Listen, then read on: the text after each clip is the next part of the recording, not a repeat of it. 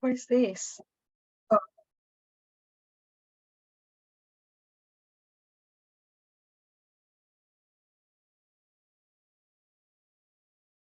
You also may want to do that.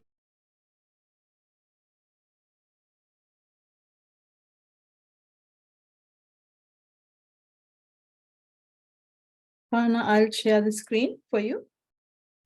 yes, please. Are we waiting at least a few minutes for people to get in? Avisha is here.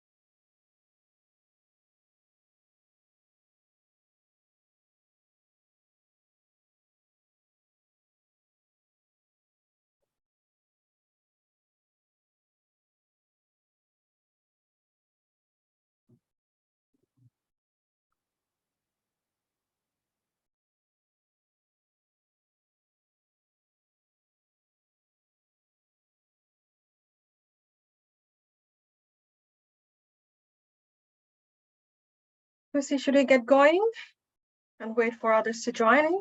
Yeah, yes, please, Farna. Yeah, because we were quite late yesterday. Yep, it's recording. It's recording. All right. Hello, everyone. So welcome to the third and last day of Virtual Podium Asia Pacific 2022. If you have been here the third time we are organizing this virtual podium, started, and I know COVID gave us a lot of bad things, but also some of the good things came from COVID was that we are really connected virtually. And here you can see that the team who were responsible for organizing this virtual symposium for, but I have to call out to Tusi because she's the one driving force behind this virtual podium. And she has been very diligent about organizing it. And I remember when she told me 2 years ago to come and join her to organize this, and I was like, why? Lucy, thank you so much for bringing us together. And as you can see, we have organizers from around the globe. You can see Anne, Bishra, Zerzi, and Tianan. So it has been so good last few days. It's sad that it's the third day, but I'm quite happy as well because I'm going to introduce to one of my friends, and he's one of our keynote speakers today.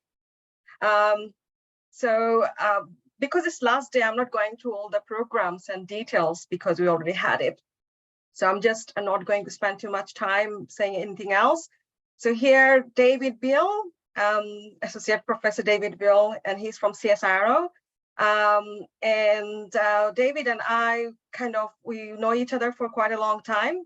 We mostly talk about either SpiceDrum or sometimes we talk about writing review articles or perspective articles. But today I'm looking forward to hear what exciting research he's doing. So the title of his talk is Understanding the Biological Burden of PFAS using omics-based eco-surveillance. I actually don't know what is eco-surveillance, but I'm looking forward to learning about it more. So David, I'm not gonna say anymore. I would let you share your slides and then you can take it away from here. Thank you, Farhana. If I knew that I could talk about rum for the next 25 minutes, I probably could have done a rum talk, but instead I'll do something that I actually get paid to do, not something that I do in my spare time. So firstly, I just want to thank the organisers for inviting me to come along and present some of our work that we're doing using omics-based eco-surveillance. I am a senior researcher within the environmental systems biology team within CSIRO's Land and Water business unit. People within Australia and New Zealand might know of CSIRO, others outside of our jurisdiction may not, but we are the national science research organisation for Australia, and we do some large-scale research projects. In the omics team, we obviously use the full suite of omics tools from genomics through to metabolomics, and we apply them to a variety of environmental systems, both model and non-model organisms, focusing on issues that are really large-scale challenges from climate change impacts on the Great Barrier Reef and coastal seagrass habitats to perturbations caused by pollution events. As you can see from my title and the turtle graphic that I've already received a compliment of, which is great, my presentation today will be on the impacts of PFAS on a freshwater turtle model. This work is ongoing and we are working with the Queensland State Regulator for Environmental Protection, the Department of Environment and Science. Before I begin, I just want to acknowledge the traditional owners of the land we're meeting on to today. I pay my respect to their elders past, present, and I recognise their continuing connection and custodianship of the land, seas and waters throughout Australia. And I would also like to extend this respect to all traditional owners of the various lands of which each of you live and work today. So to sort of set the scene, I thought it was important to put some context around the work that we're doing. So we're working with the Queensland State Regulator. So the Queensland Environmental Protection Act has some definitions and words that I've paraphrased here around what that protection is. It has a definition around what environmental value is in terms of ecological health, public value and safety, and all has some words around what environmental harm is and whether or not it's considered a material or a serious harm. And that really does translate to the context and the nature of that harm and the extent. Obviously, for example, if it's already a perturbed system, it's a little bit hard to have a significant harm effect as opposed to something like the Great Barrier Reef that has a high ecological significance. A breach of a monitoring guideline would not be significant enough to demonstrate a harm has occurred. It really does need to be tied to those environmental values that I spoke about. So from a researcher's perspective, we know that we can have multiple stresses within a system. It can have an impact on its health and performance, but it may not hit that metric of what environmental harm is from a legislative perspective. And we're trying to work in that space. So for us, we really are interested in trying to work with regulators to embed our research in, what their investigations bring to them. We're interested how we can measure and assess environmental function and health and resilience that is impacted by multiple stresses. And this can be both biotic and abiotic. And in many instances, we find that these stresses are below guideline values, or we just simply don't quantify them, or we just don't know their existence within those systems because it's all risk-based. If our risk-based approaches don't pick up a potential risk, we're not going to look for it. However, in some cases, the level of contamination is above thresholds, but we still have difficulty in trying to demonstrate harm. And that's where these traditional approaches sort of fall over. So what we're really keen to do is to identify the tools and techniques that sort of build beyond our current monitoring approaches that facilitate these assessments for environmental regulators to use across multiple ecosystems and habitats. Obviously, being in an omics team, we think the omics tools ultimately used within a systems biology toolbox can do this. And that's where we're sort of testing our research in multiple environments to see if it holds true. Looking at the program, there wasn't a lot of environmental talks. Obviously, I just want to put some environmental context on it. So we have a whole range of monitoring and performance assessments that are well established in guidelines, and they're used to assess contaminants and ecosystem function. They're regularly revised and updated, but for the most part, they're a static snapshot in time of pseudo measurements and linked to performance metrics that may not be established or hold true to those systems as a whole. We don't propose that we throw this all out. Obviously, we see that omics tools could add value to this. So we see these omics-based eco-surveillance being an additional line of evidence that we put on top of that.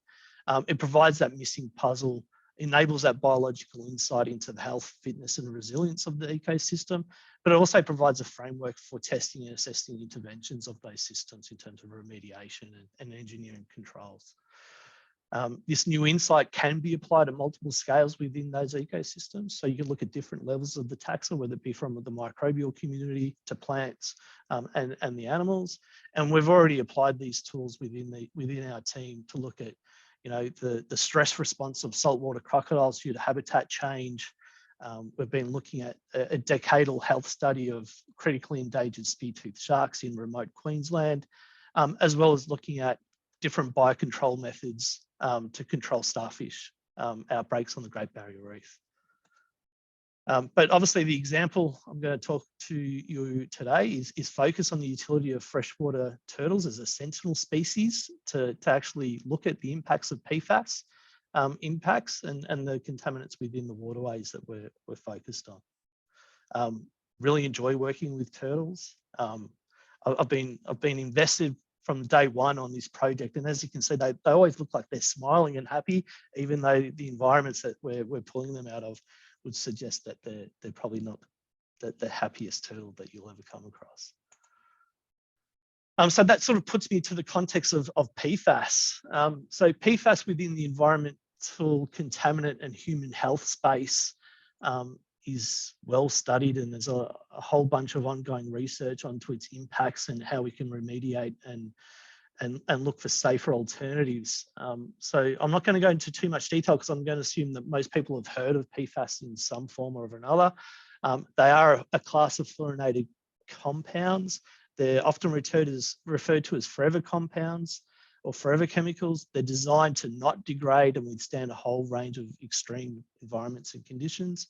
And there's thousands of these compounds that are registered and in use. And as soon as one gets taken away from the market, there's one that's been substituted and put in its place. They're commonly found in everyday items such as non-stick cookware, firefighting foams, food packaging, your clothes, even the instruments that we use to analyze our metabolites on are riddled with PFAS. So of the thousands of compounds, there's only 2 or 3 that are really regulated within the environment. That's PFOS, PFOL, PFHXS. And obviously exposure to these can lead to multiple health impacts in humans, such as impacts to reproductive fitness, development delays and perturbations to children, as well as an increased risk of cancer to certain individuals. If you don't know about PFAS and you want to know more, there's a great review article by Baker and Snape that was recently published.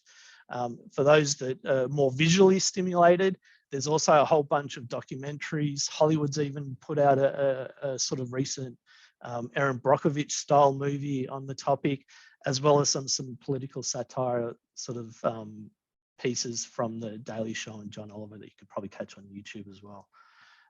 But it is a hot topic within the environmental scene. So now I hope I've sort of conveyed the motivation for the work that we're trying to do and the context of PFAS and why it's an important contaminant of concern for the environment. Now to the specific example of the turtles and the sites that we're working with. So we are working on a known PFAS contaminated site. It is part of an ongoing investigation of a contamination vet by the state regulator. So unfortunately, I can't tell you where it is, but obviously it's in Queensland because we're working with the Queensland regulator. So that's a giveaway. The PFAS levels at the impacted site have been steady from 2018 onwards. The total PFOS concentration, so that's a regulated compound, is around 30 micrograms per litre, which is about 100 times higher than the current guideline threshold value for a perturbed system. So yeah, it's quite high. In addition to the PFAS impacted site, we had a control site, which is a PFAS ambient site. So it does have PFAS levels, but that is more consistent what you would see in a typical urbanized environment at around 0.1 micrograms per litre. And then we also had a reference site that was PFAS free. The 3 photos here on the screen are of our 3 different sites. I'll pause for a few seconds and have a drink, and you can sort of pick which of the impact sites you think it is. But like most chemical contaminants, like you don't see the perturbation.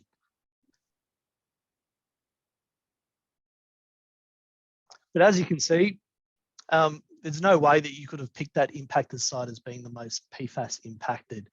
When people think of a serious contamination event, you know, people think of dead floating fish and serious harm to biological life that you physically can see. The distance between these sites is relatively close. So the impacted site and the control site's within 5 Ks, and the reference site that's PFAS free is within about 50 or a little bit over. The water bodies aren't connected. They're not rivers. They're considered closed catchments. All sites were analysed for 48 known PFAS using a LC triple quad method. That's common standard against typical environmental monitoring companies. Screen for metals, nutrients, pesticides, PAHs, PCBs, as well as an additional PFAS screen looking at 300 PFAS molecules using an Orbitrap. And the only contaminant of note was PFAS. So apart from PFAS, all the sites were considered within normal acceptable ranges of all the sort of other water quality metrics. And this is where it was really hard to demonstrate harm. So across all these sites, the same flora and fauna were present. There were no dead floating fish that you would expect from a significant contamination event. Physically, the ecosystems were functioning. So they weren't hitting that metric of what environmental harm, according to the legislation, sort of dictates. However, when we analysed these taxa for PFAS, it was quickly apparent that the levels of PFAS was still high within these organisms. They exceeded the wildlife protection guidelines for tertiary consumers, such as mammals and birds, and these ranged from 10 to 100 times higher than the allowable thresholds, which was around 0.4 micrograms per kilo and 8.2 micrograms per kilo PFOS for mammals and birds. So it's about 100 times higher than that.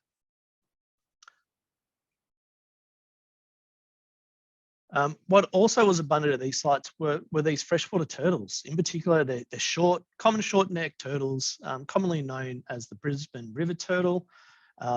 This species of turtle is found all the way down from Victoria up the southeast coast to sort of mid Queensland coast. So it has a huge distribution in terms of habitat. We selected this particular model because it is restricted within certain catchments. It stays there for prolonged periods of time, and it has 2 to 3 clutches of eggs per season. And that's really important because that then gives us insight into differences between males and females, because in other egg-laying species, PFAS is known to offload into eggs. So for the females, there's a pathway for removing these PFAS compounds from their bodies, whereas males tend to retain them.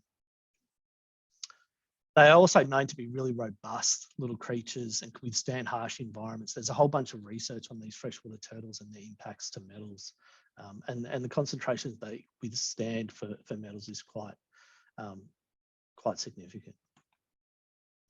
So our plan of attack was to collect male and female turtles, measure the PFAS load and do some proteomics, lipidomics, metabolomics of the collected serum. We got a subset of female turtles, necropsied them, got a variety of tissues and biological samples from those carcasses, collected and analysed PFAS and omics for all those organs. We also collected additional gravid females to perform an egg incubation survival study, of which some eggs and hatchlings were sacrificed for PFAS and additional omics. Each turtle was assessed by a vet. There was a standard veterinary biochemistry assessment done, hormones were screened, total lipid assays, and those targeted PFAS analysis. We've analysed all the serum and organs and eggs and hatchlings. We've sequenced the environmental microbiome and the turtle microbiome. We've done CO1 sequencing of the sediments and the gut microbiome. So we know what these turtles have eaten. We know what food's available in these habitats. And I would love to present all this data to you, but obviously we don't have time to do that all justice. So the remaining part of the talk is just going to have a focus on the serum analysis and a problem that we did come across that we overcame with some genomics resources that really facilitated us to continue on. I will say this though, the key metric for all this analysis was consistency in our sample preparation and analysis. So we did develop a workflow that was amenable to serum samples in the first instance, but also facilitated the analysis of homogenized tissues and other sort of biological samples. And that involved a process of crashing proteins, centrifuging them out and providing them to a proteomics team for some proteomics analysis, and then using an SPE cartridge to sort of separate those metabolites and lipid fractions. All samples were analysed for central carbon metabolism metabolites on a tripleptide, screened in positive and negative mode for metabolites as well as lipids. So here I'll show the profile of the PFAS load in our turtles. So it was found that PFAS, so that regulated compound, was obviously significantly higher in the impacted site, and it was the highest reported in the international literature that we could find, with the exception to one previous study that related to a PFAS firefighting foam discharge in a pond on an airport, and those turtles have reported high levels. So we're second. I don't know if that's a good achievement or something to be ashamed of, but the concentration of PFAS was 235 times higher in the turtle serum than what it was in the measured water. So this obviously demonstrated good ability of these compounds to bioaccumulate and biomagnified within the aquatic environment. Understood systems and models, the actual impact on metabolism and functional health is something that needed further research, and that's where we really got involved. So just to highlight, because I didn't expect people to read those numbers on the screen, but the PFAS in the females was about 1.9 micrograms per mil. In the males, it was a little bit higher at 2.88. Obviously, there's a maternal offloading into eggs that's resulting in that little bit of a decrease. And our control site, which was at ambient, still had a significant PFAS load, even though the concentrations in the water were significantly lower. And these turtles they're thriving, they're surviving, they're reproducing.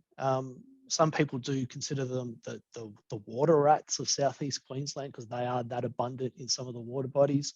But obviously the PFAS isn't having an impact on reproductive fitness. So here's just a summary of some of the omics outputs. It's important to note that we did analyze all the samples randomly. The data was corrected for internal standards. We did use pooled biological controls and matrix-free QC samples throughout these sequences at regular intervals. But for simplicity, I've removed that, but they were within 5 to 7 RSDs. And we're talking about big sample batches of a couple of hundred samples, because each biological sample was analyzed in triplicate. And then we had obviously a lot of different organs and sub-tissues that we analysed. The violin plots show the distribution comparison of the data per site. The Venn diagram in the middle represents the significant annotated features per assay and sex using a one-way ANOVA. Really important to note that we removed any unknown features. So these are just features that we were confident in the annotation and identification of metabolites or lipids or proteins. And I suppose the key message here is that each ohm demonstrated a different significant difference between the sites and the turtle sex. So they weren't consistent in being significantly consistent, if that makes sense. So for example, if we look at the male proteomics data, it was not significant between the impacted control site, whereas the lipid data was. And further to that, the metabolite data for the male turtles was not significant between the impacted and control site, where it was for the females. So there is differences as well, differences in the data that we were getting from these samples. Here we have some volcano plots of the impacted versus control females. I could have. So I'll sort of jump to what these data sort of gave us. And I suppose the volcano plots for people interested, we're looking at from the left to right, proteins, lipids, untreated metabolites and lipid metabolites. The important thing is that the patterns in the functional data sets really concorded strongly with the findings from previous PFAS studies across wild-caught observational studies and laboratory studies. We found a positive correlation with purine lipid metabolism related to immune response and other biological dysfunctional processes, and a negative PFAS correlation with lipid transport and binding activity. That really did suggest a connection between PFAS and alterations in, just essential energy metabolism. And this was consistent with a few other epidemiology studies and mouse models that were conducted. So we're looking at the individual ohms was great, and we got some really great correlating insight across these levels of omics. The real key that we were interested in is actually having these integrated data sets and whether or not we could use those data sets to inform models that regulators could use. So we went along and started our integration journey. Anyone who's tried to do that in a non-model species will know that it's very hard, it's very difficult, but we still gave it a crack because that's what we do. So we tried to do this, and as you can see, like we could only map 40 proteins from our non-model species that hasn't had a genome mapped, and we couldn't map any metabolites or lipids to those proteins. So we were a little bit disheartened, but we look for a similar species and translate all our biological features to a similar species, which some people do. And the next nearest turtle that has this comprehensive mapping is like green sea turtle.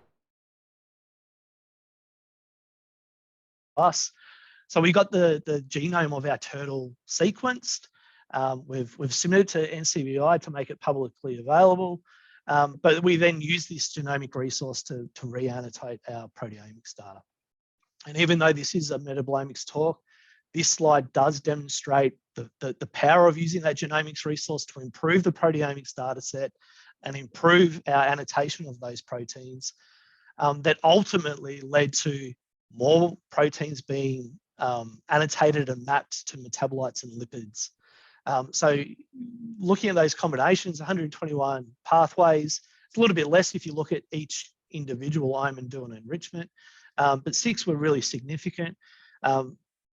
4 of those 6 were the usual suspects in terms of energy metabolism and whatnot. So nothing too novel or insightful there. But what was really interesting and really supported some of the physical evidence that we had was the impact on lipid metabolism and hormone biosynthesis, which correlated with our hormone screens.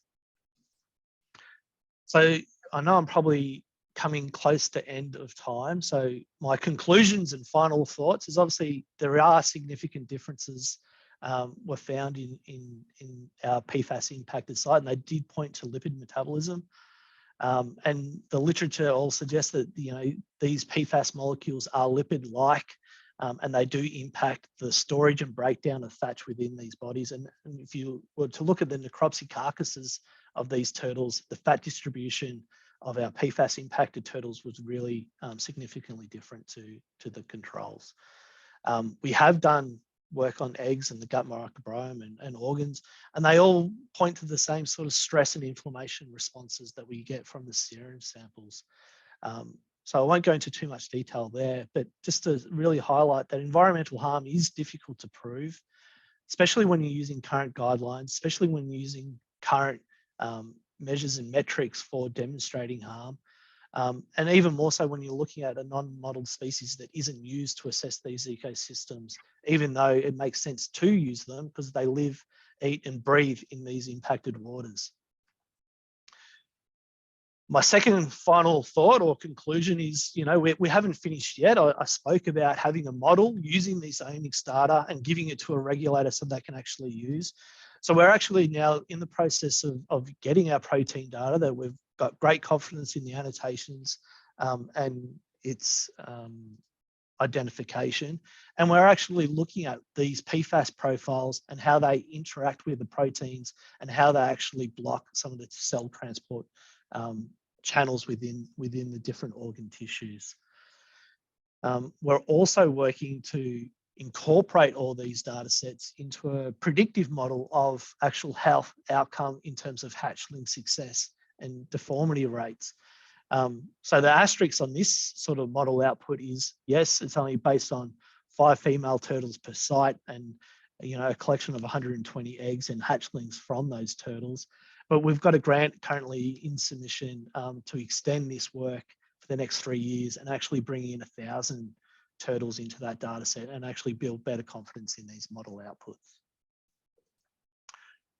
I'd like to think that I did it all by myself. I think I'm quite accomplished and competent to do it all, but it really was a team effort. It wasn't just CSIRO, it was the state regulator. We used some veterinary pathologists from the local university. And it is a great sort of research project that is ongoing and will be ongoing for some time. And that's it. Thank you everyone for listening. Hopefully you enjoyed it. If anyone wants to refer to some of that work, it all is published except for the models and predictive model at the end. But I'd be happy to take any questions or Thank you, comments. Dave. That was excellent. I know that we have been hearing a lot about other areas and not much about environmental and plant kind of things, but we at least have a couple of few people who are presenting this work. Really important.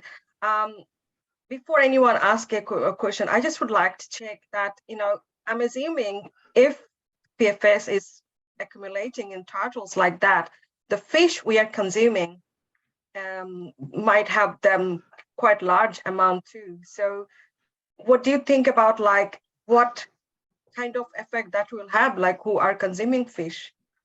Yeah, so PFAS analysis is regularly analysed and screened in fish for that very reason, as a food commodity. So most department health regulators would be doing that regular testing. I know within around where I live, there are no catch rules for certain species, but the accumulation of PFAS is not as high as it is compared to these turtles. Okay. Those turtles were really cute, and you have to most probably sacrifice them to do the study. So it's not the part that we enjoy, but obviously, you know, like most environmental research, you're thinking of the greater good and the impact that you can generate from this type of research. Yeah, I can see a question from Amit. He's asking, has anyone monitored PFS accumulation in plants? Yes, so plants has been done.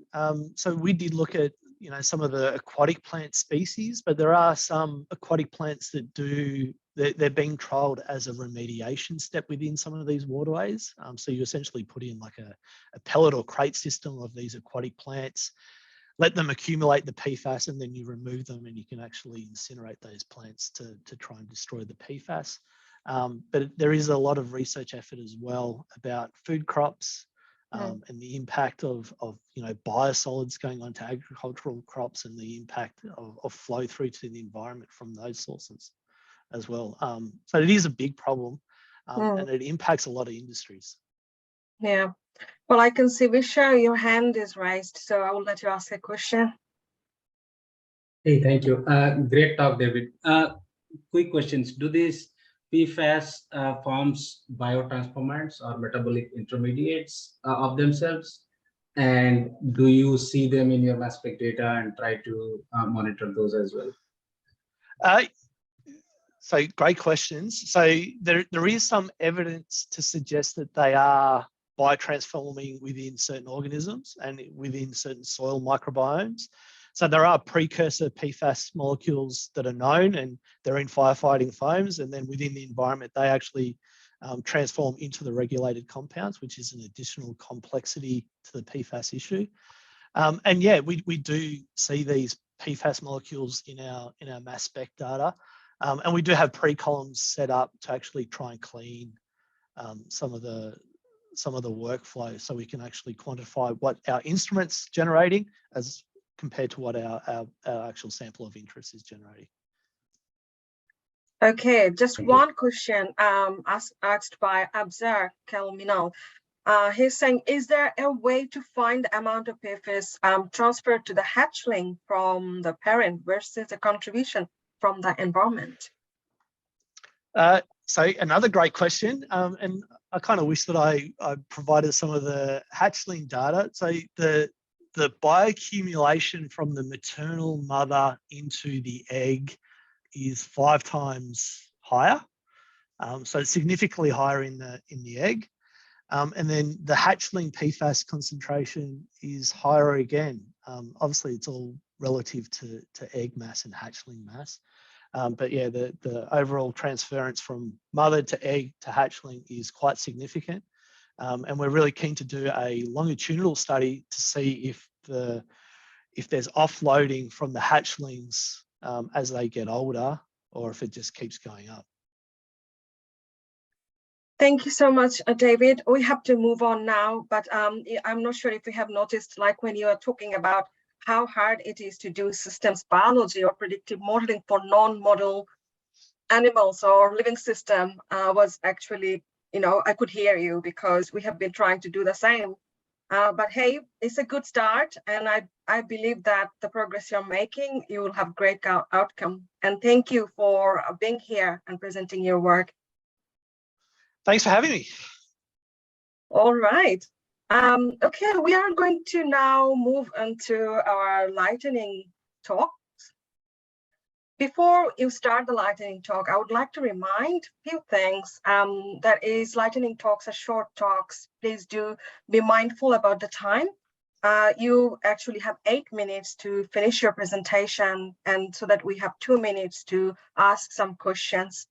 And if you actually run over time, I wouldn't like to be today a bit, I'm not too generous today, so I will be keeping the time so that we can finish the talks on time, all right? So without any delay, I would like to invite Charlotte Rowley. She's our first speaker. Charlotte is from Australian National Phenome Centre. And she'll be talking about understanding the link between diet and mental health in pregnant women. So Charlotte, the floor is yours. Thank you. I just need to figure out how to share my screen. Can you see the big share screen green button? Oh, sorry, of course. Yes, perfect. Thank you. Off to a good start. All right, can everyone see my screen? Not yet. No? Yes, perfect now. Okay, perfect. All right, so from reproduction in turtles or animals to reproduction in humans. So our study was, the main aim of our study was to look at maternal diet and mental health outcomes. But as we investigated it, we actually found that we really couldn't find a link because the sample size that we were working in was a little bit too small.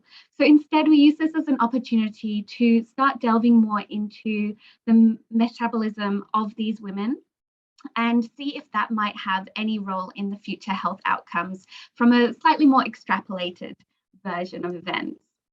So why is maternal diet important? Well, maternal diet is really important because it can affect pregnancy outcomes such as preeclampsia.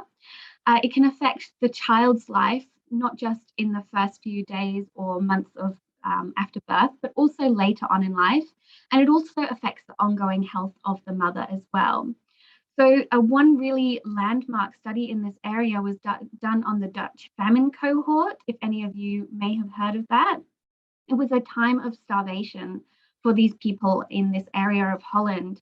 And they found that people who had been in gestation, so their mothers had been pregnant with them during the starvation period, actually had increased rates of diabetes, cardiovascular disease, metabolic issues, and also some reports of schizophrenia as well. So we really understand that there is an importance in understanding the mother's diet during pregnancy for future health outcomes. And so we took this as an opportunity to do that instead.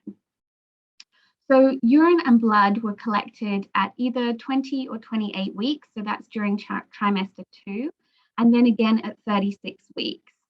And at this time, people were also completing a really detailed food frequency questionnaire, and they were also indicating how well they adhered to a Mediterranean diet based on a Mediterranean dietary index. And then they were grouped as, highly adherent to a Mediterranean diet or not very adherent to a Mediterranean diet. And that's how we assess against each other. So for those of you who perhaps aren't as familiar with nutrition, the Mediterranean diet is a unprocessed vegetables and fruits, nuts, seeds, olive oil, and with a big reliance on fish and seafood, very limited red meat and processed foods. So that's how they were judged, and they were scored accordingly. And if we were to then look at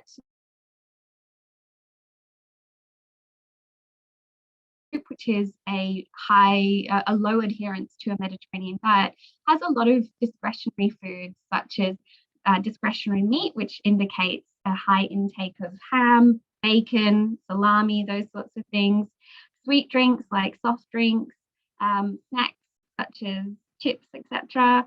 And the highly adherent group actually had very high vegetable intake, as we would expect, a very high fruit intake, and most of these are representative of fruits and vegetables, but also some healthy fats in there as well. So we were seeing what we expected to see based on our food frequency questionnaires that really overlaid very well with the Mediterranean dietary index. So what about their other metabolic responses? So we noticed there was a big difference in the inflammatory profiles between the two groups of women. So inflammation in pregnancy is really important, and it can have really lasting effects on the child, as we've discussed previously, things like preeclampsia and other longer lasting results or health outcomes. So we used GLIC-A and GLIC-B, which are similar to using C-reactive protein or CRP, but they're a bit more stable over time.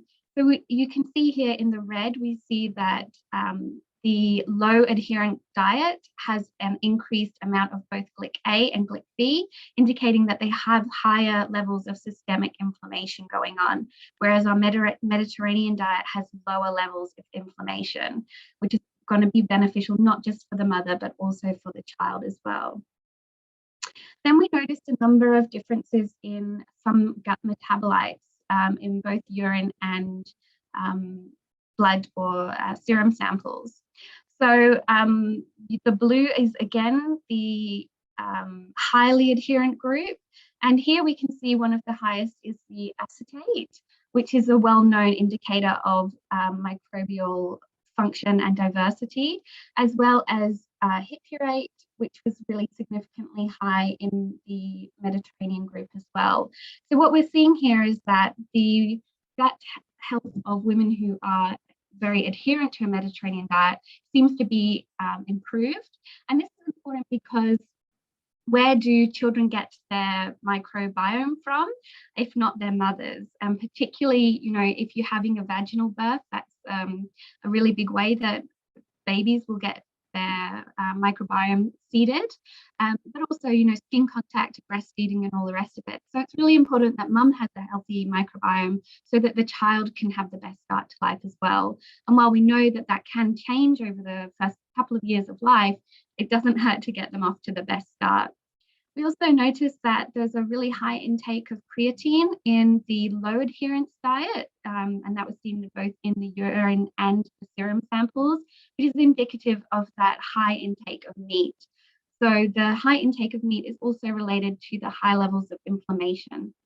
So what this indicates to us is that women who are eating more vegetable-based foods, less processed foods, have lower inflammation, they have better gut diversity, and this is going to have a better outcome for the baby.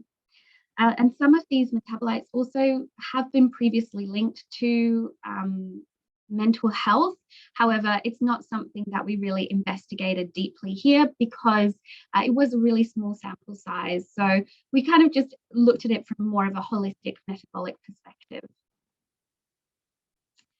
So overall, the outcomes of this study were that women who followed a Mediterranean diet did have improved metabolic profiles, and that we could definitely have an impact on the next generation if we were to promote a healthy Mediterranean-based diet in women who are pregnant or even looking at conceiving.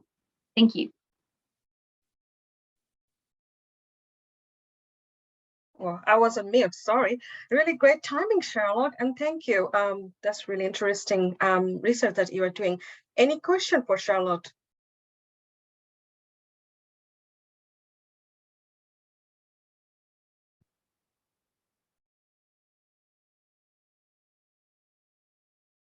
Oh, then I'll ask a question, Charlotte. So your talk was about like how the diet is going to affect the mental health of the mother. So did you say that, I most probably missed it when you said it, that did you find any kind of indication what type of influence it might have? So unfortunately, the actual dietary data, the mental health scores, once we investigated it, we didn't really have a lot to go on. And that was largely because it was such a small sample size. So we had 52 women, and then they were split into two groups. So in each group, we only had around 25 people. So I think 25 and 27 in each group, which just made it really difficult to be able to conclusively say that there was a relationship between the diet and the mental health. And also a lot of these women seemed to be very unstressed, very chilled out. So there just wasn't a lot of variation for us to play with there. So the initial intent of the study was, yes, to be able to say, okay, well, yes, if you eat a healthy Mediterranean diet, you're less likely to be mentally stressed during pregnancy. But we just couldn't really nail that down. So instead, we looked a bit more broadly about the metabolic profiles, and certainly people who have a healthier gut function generally seem to have a healthier mental health, but it's a little bit tenuous for us to really link that. So at this point, unfortunately, the outcome of that particular aim, we need to do more research and a bigger study, which is great. I'm more than happy to do all of this again with 200 women and see what comes out. Good luck with the sample number. I think you already answered it, so I'm not going to repeat it again because the question was what was the sample size. So you replied that.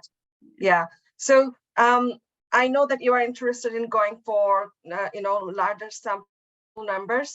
But what based on these 52 samples size, what else you can do in terms of as a next step? You mean other than the mental health? Yeah. So one of the really interesting things that we found was that inflammation. So I mentioned, but we also found differences in the SPC profiles. SPC, I believe, is quite, and I'm definitely going to mess it up if I say how to pronounce it, supramolecular phospho something or other. But there are three subclasses. These subclasses which are linked to lipoprotein differences. So we didn't actually find any differences in the lipoproteins, so LDL versus HDL, we didn't really, but we did see differences in the SPC. And what's super exciting about this is that we have previously linked SPC to be an indicator that if we can change the diet, we might be able to affect people's response to COVID or long COVID at least. And that's really exciting. So I think that's probably another direction that we're going to take this study. Yeah. Thank you so much. We don't have enough time, but if you see any question coming to question and answer, please do just reply to that. We're going to move to the next speaker. Thank you so much, Charlotte.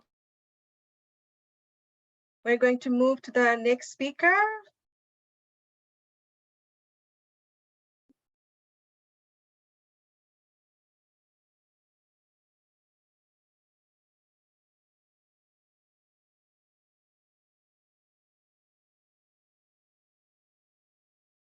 To see, do we have the slide?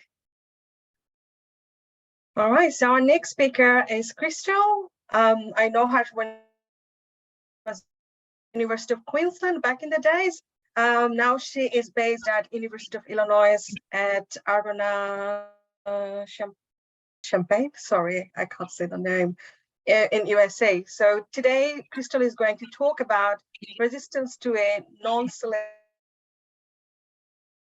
pyruvate dehydrogenase inhibiting herbicide via novel reduction dehydration glutathione conjugation in Amaranthus tuberculosis. Okay, it is a water hemp. I was trying to understand what is the Amaranthus. Let you to share your slide, and the floor is yours.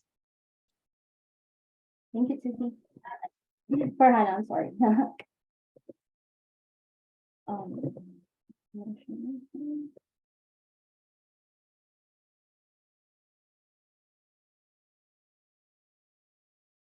So that's a winter.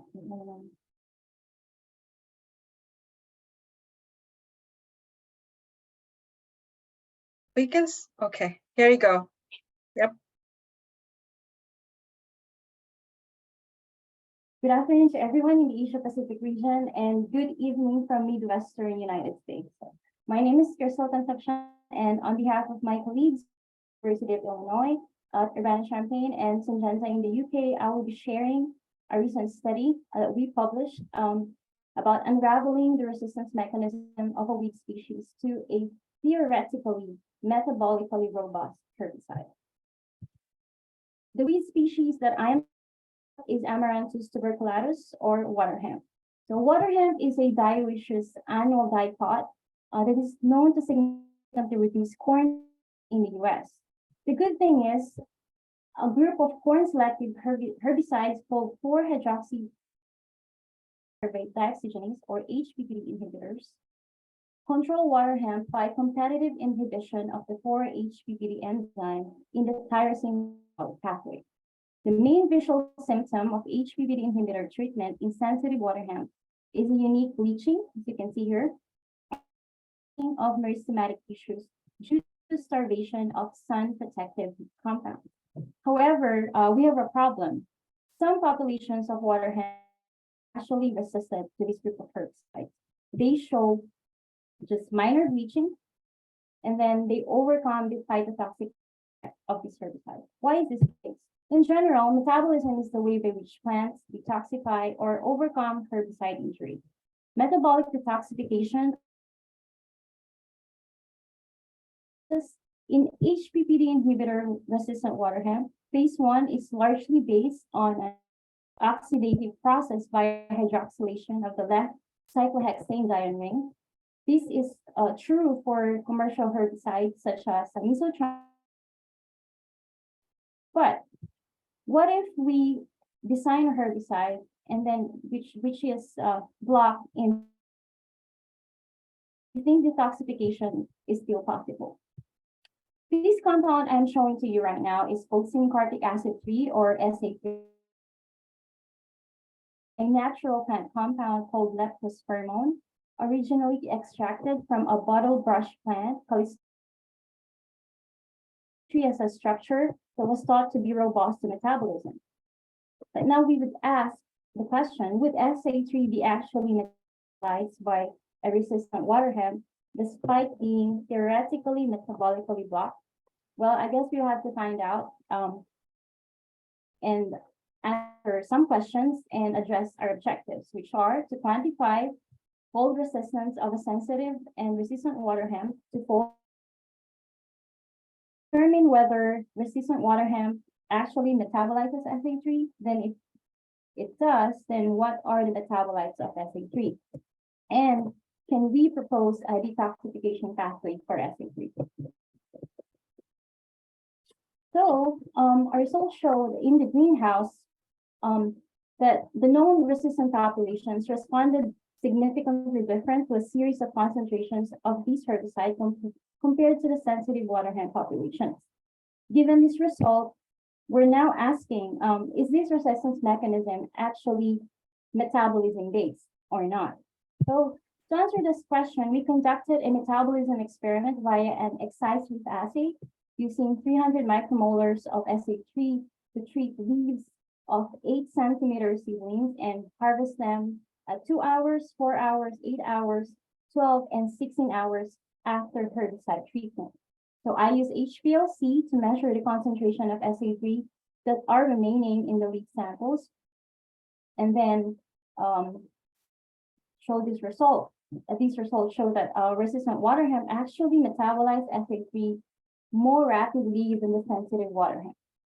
So from this experiment, we now know that the resistance mechanism to SA3 is metabolic in nature, which is good.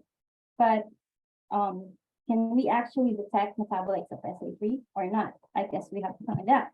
And the answer is untargeted metabolomics.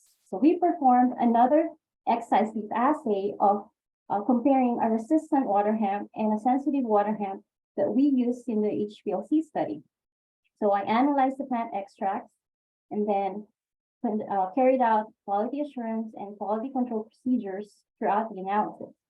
Data pre-processing was done in MS style and then further analyzed for multivariate statistics.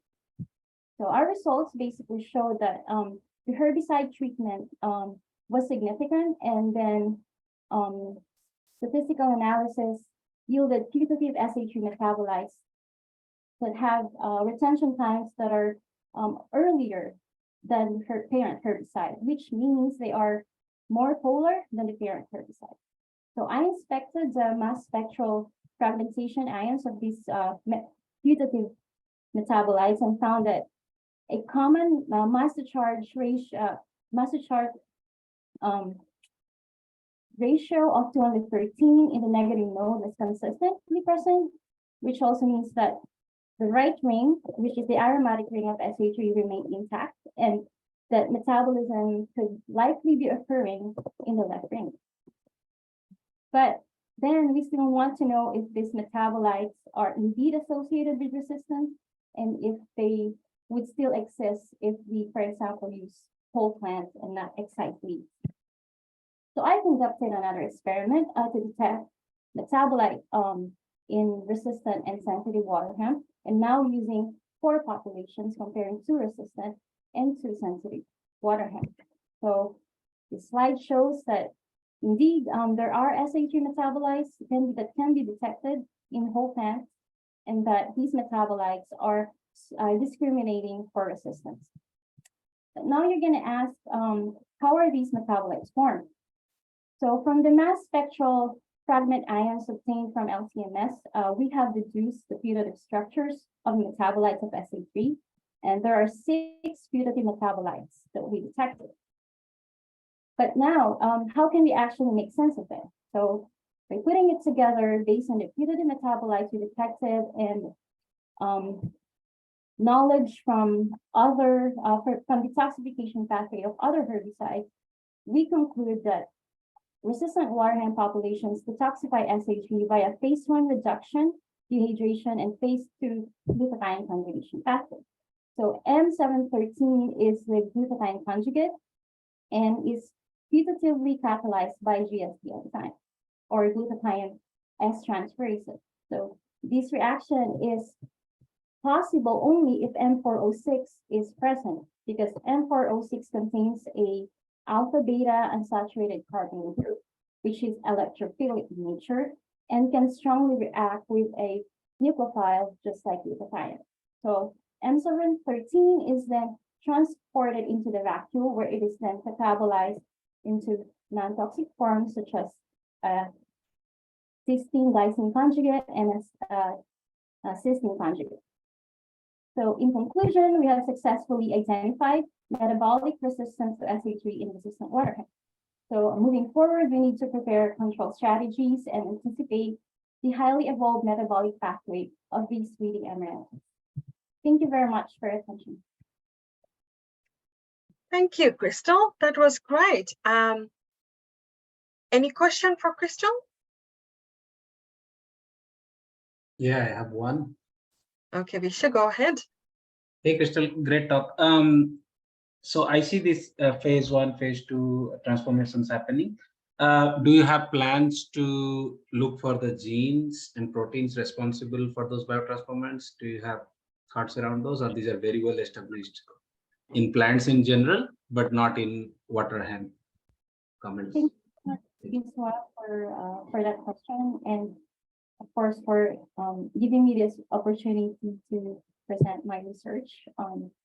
Yes, conducting proteomics research and to identify the enzymes, the actual enzyme, and the genes responsible for resistance mechanism is our next step. So, yeah, we're thinking of doing proteomics and also trying to do some the gene expression experiment. Yeah, because as you know, the area of metabolomics is still in its infancy in these times. So I am kind of lucky to be starting this kind of work in this field. Thank you, Crystal. If this pathway is like not detoxifying in water hemp, is it true for other species or is just for particularly for this one? Thank you so much for the question. This is the first time that we are showing glutathione conjugation detoxification in a tritone HPPD inhibiting herbicide. And the most important about this research is that this SH3 herbicide is non-commercial. So it is basically a test molecule to see whether we can create a better herbicide for the future. But then even if we block the molecule on different sites, water hemp is still able to break it down. So, okay. Yeah. All right. Thank you so much for being here, Crystal. We will now move to our next keynote speaker. I'll just wait for Tusi to share the slide. All right, so our next keynote speaker is Assistant Professor Guanju Li. I hope I pronounced your name properly, correctly. If not, please do forgive me. She's an assistant professor in Nanyang Technological University and an awardee of 2016 Nanyang Assistant Professorship. She finished her PhD from Singapore National University in 2009. Then she went to University of Geneva and spent some time in Switzerland. So her research is on lipidomics and systems biology. She's a group lead. She became a group leader in Switzerland in lipidomics and systems biology. So she'll be talking about unraveling lipid variations in antimicrobial resistant bacteria. Julie, welcome, and I'm looking forward to hearing your talk. Level. So really great way of doing science. From your talk, all I understood that so far this platform is kind of more optimized for gram-negative bacteria. So I could see Staphylococcus aureus in your last one of the last slides. So my question was that, are you planning to extend this to, gram-positive superbugs, because there could be a couple of them really, public health or treatment-wise really important? Yes, so we actually formulated, if you look at this slide, we have actually formulated the study to include ESCAPE. So ESCAPE has both gram-positive and gram-negative bugs. And the work on lipid ADA, it's focused on gram-negative because only gram-negative bacteria make lipid A. And the structure of lipid A is very different from lipoteichoic acid. So once we have done up lipid A, which is a good proof of concept, we are actually very keen to move on to gram-positive bacteria. And we do have collaboration, for instance, with Chris Sham in NUS, where we previously published on a specific gram-positive bacteria. So it's all-inclusive. And the whole idea of this is actually because mass spectrometer data are actually digitally stored. So the whole concept is actually that we can build databases because you can do retrospective data mining. So if one does things in a very systematic way, we can progressively build as a community spectral libraries or resources to actually understand better. And there are 1 trillion bacteria. my lab can't finish doing it alone, so we have to collaborate and look for like-minded people who are interested in this technological but also important health issue. Absolutely, absolutely. There is a question, is this all a targeted analysis? Sorry, come again? Is this all a targeted analysis? So we are using the QTOF, high resolution QTOF actually from SciEx to do the IDA as an initial screen.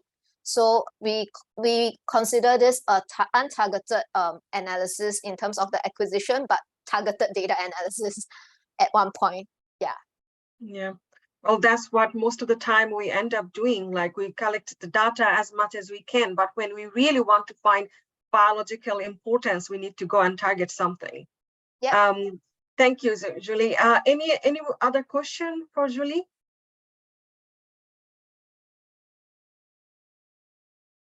Well, it seems like there is no other question, but thank you for being here.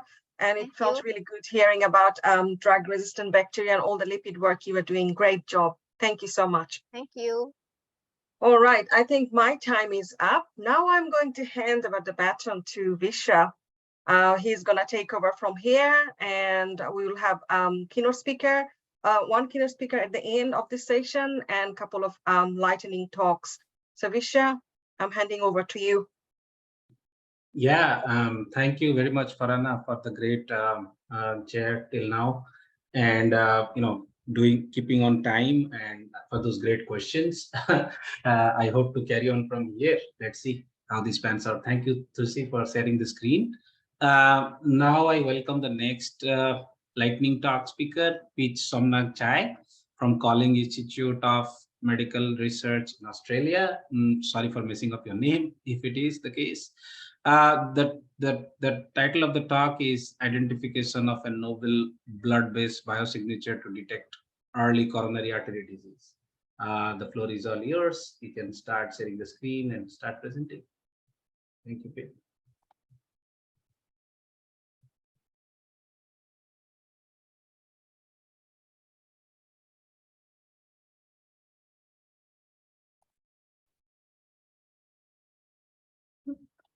Sorry. Can you all see my screen? Yes. Yep. Up. Just up. Let's try one more time. Hopefully.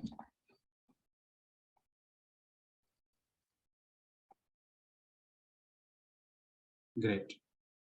Okay, fantastic. So hi everyone, my name is Peach and I'm a first year PhD student at the University of Sydney. And today I'll be presenting an aspect of my PhD that I'm currently working on, which is low abundance proteomics for the discovery of novel biomarkers to detect early coronary artery disease. So cardiovascular disease is the leading cause of death in Australia. The largest contributor to cardiovascular disease is atherosclerosis. So this being the accumulation of lipids and inflammatory cells in the vessel wall to form plaque. Destabilization of this plaque can occur by rupture or erosion to cause thrombosis, leading to tissue infarctions. In the coronary arteries, this leads to a myocardial infarct, or more commonly known as a heart attack. So this data represents that after somebody presents with an infarct, whether that is a non-STEMI or STEMI, two different types of heart attacks, they have an 8 to 10% chance of dying 1 year after their admission. So this is 1 in 11 patients who do not survive. So the traditional modifiable risk factors for cardiovascular disease are high blood pressure, high cholesterol, diabetes, obesity, excessive alcohol consumption, and cigarette smoking. And most of these can be evaluated by current biomarkers such as blood pressure or through a blood test to measure cholesterol levels. However, emerging research within our group has found that a growing proportion of patients, almost 30% that have a heart attack, don't actually have any of these traditional risk factors and seem otherwise healthy. So this suggests that there are there are biological pathways that are still undiscovered, and it's been theorized that low abundance proteins such as hormones, immune factors, and metabolic regulators may be used to improve the stratification of patients and to provide treatment at a more personalized level. So we hypothesize that patients with coronary artery disease will have varied protein expression as compared to those with angiographically smooth coronaries. So this study aims to identify a novel blood-based biomarker or panel of biomarkers to examine how certain proteins relate to the presence and severity of coronary artery disease, with secondary aims to explore the association between these proteins and cardiovascular risk factors, as well as other drivers of coronary artery disease via inflammatory studies. So to do this, we have and are continuing to recruit patients at various hospitals across New South Wales who are undergoing clinically indicated computed tomography coronary angiograms, or CTCA for short. So in a CTCA procedure, patients are injected with a contrast dye and scans are taken of the heart, and the dye highlights where there are any blockages. So participants are required to give consent for the collection of 20 mL of blood, as well as de-identified data, including age, gender, medical history, medications, and angiographic findings. So based on these findings, we'll classify participants into one of 4 groups, and the results of the CTCA are reflected as a numeric value known as the calcium score. So the higher the score you have, the more at risk you are of having a heart attack. And as you can see here, these little white specks are where the calcium has built up. So if somebody has a score of 0, that means that they don't have any calcium built up in their vessels, meaning they are at low risk of having a heart attack. And a score 1 to 100 represents moderate risk, and so on. So far, we've collected blood samples from about 1,004 patients, and we're interested in studying the plasma as circulating proteins can be secreted. However, one of the key challenges in plasma analysis is the large dynamic range of protein concentration that spans about 13 orders of magnitude. For example, insulin exists at less than 10 nanograms per ml, and albumin exists at about 45 milligrams per ml. And from this diagram, you can see that low abundant proteins make up about 1% of the total protein weight. So most groups have tried to address this by depletion of the topmost abundant proteins using antibody-based columns before trypsin digestion, or peptide level fractionation of tryptic peptides, or a combination of both techniques. So these approaches are very effective, but require a lot of instrument time, which ranges from days to weeks, which isn't quite feasible for large clinical cohorts such as ours. So our group, in collaboration with Dr. Mark Lawrence here at the University of Sydney, have developed a small protein enrichment assay that enables more specific and better quantification of low abundance proteins.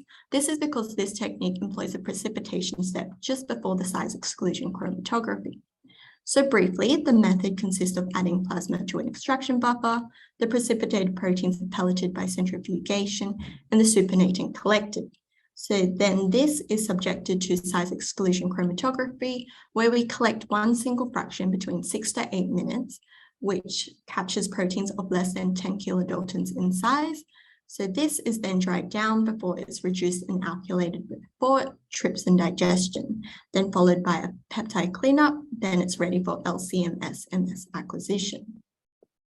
So unfortunately, due to some technical hurdles, things have been a little bit delayed, and I'm currently in the process of running the samples at the moment. And I would have loved to present these results today, but I guess that's the life of a scientist. So instead, I'll discuss the results we achieved when we were optimizing our methods. So using this enrichment assay on human pooled plasma samples, we ran the samples using the Thermo Fisher Q-Exactive Plus, and this identified about 280 proteins in a 22-minute runtime, which is a fantastic result, but our institute is very fortunate to have the new SCIEX Xenotoph 76 system, which has a XenoSwath function that enables highly sensitive and rapid detection of proteins. So running the same sample using XenoSwath, we were able to identify about 300 proteins using a 12-minute runtime, which is a very exciting result because this will save us a lot of time and give us some more data to play with. So just to summarize, we've developed a method which enables more specific detection and quantification of low abundant small proteins in human plasma, which is a powerful tool in identifying novel biomarkers. And what we hope to see is that certain proteins are up or down regulated in those with coronary artery disease as compared to those that do not have disease. And hopefully this relationship is upheld in statistical analysis when clinical characteristics are accounted for, and we're able to move on to the next steps of validation. So novel biomarker is important because it will enable improved risk stratification to provide earlier and more personalized treatments, therefore reducing the burden of cardiovascular deaths. So I'd just like to thank my supervisors, Professor Gemma Figtree and Associate Professor Peter Saltis, as well as Dr. Owen Tang and the staff at the Sydney Mass Spectrometry Core Facility at the University of Sydney, and our collaborator, Dr. Mark Lawrence, for all their support during this first year of my PhD as I learned the ins and outs of mass spectrometry. So thank you for listening, and happy to answer any questions. Thank you, Paige. Great presentation. I don't see any questions yet, but you are like 2 minutes early than the finish. So that means if you get more questions, that means good feedbacks. Perfect.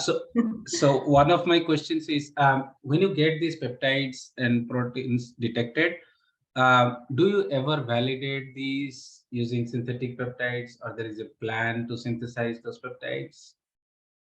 Yes, so currently running them, and I guess we're doing undiscovered proteomics analysis at the moment, but the plan would be to validate them, and depending on what we find, either synthetic peptides or just like through an ELISA or something, or even targeted mass specs as well.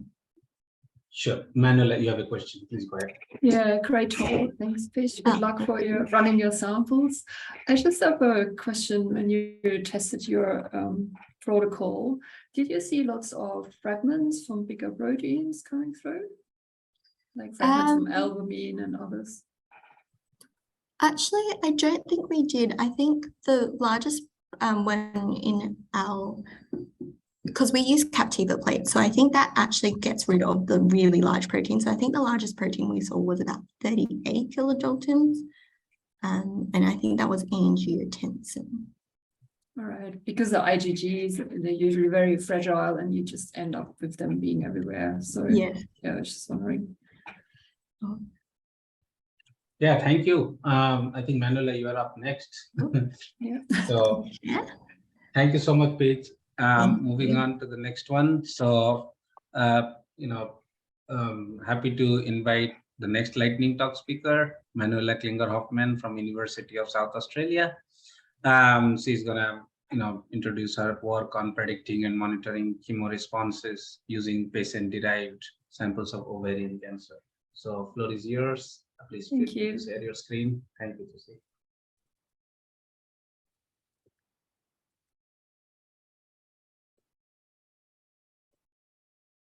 Does that work for you with the screen? Yes. Yeah, okay. So yeah, thank you very much for inviting me to give this lightning talk. And can I just say I really enjoyed this conference. It's very diverse in topics and people. And yeah, I already learned a lot. So today I want to take you a little journey on the research that we've been doing in ovarian cancer. And we are a proteomics lab, but we're also venturing in other areas.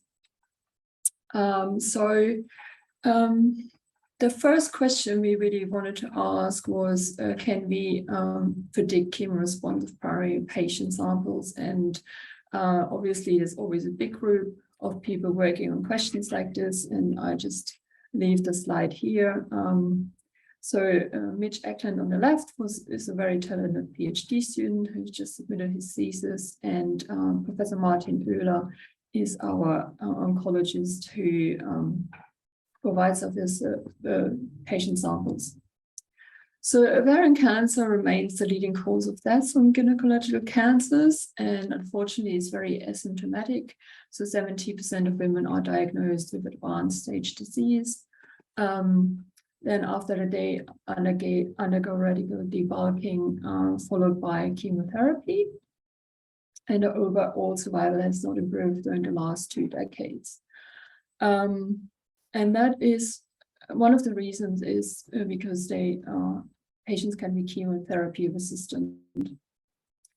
And although there are lots of therapies now available, lots of people get treated with the standard treatment, which is a combination of carboplatin and paclitaxel, and then they might respond to it, but 20% of the people don't respond to it, which means 20% of patients get a treatment and not going to respond to you know, and we try to avoid that. So we want to save them some time and energy and make sure they get the right therapy.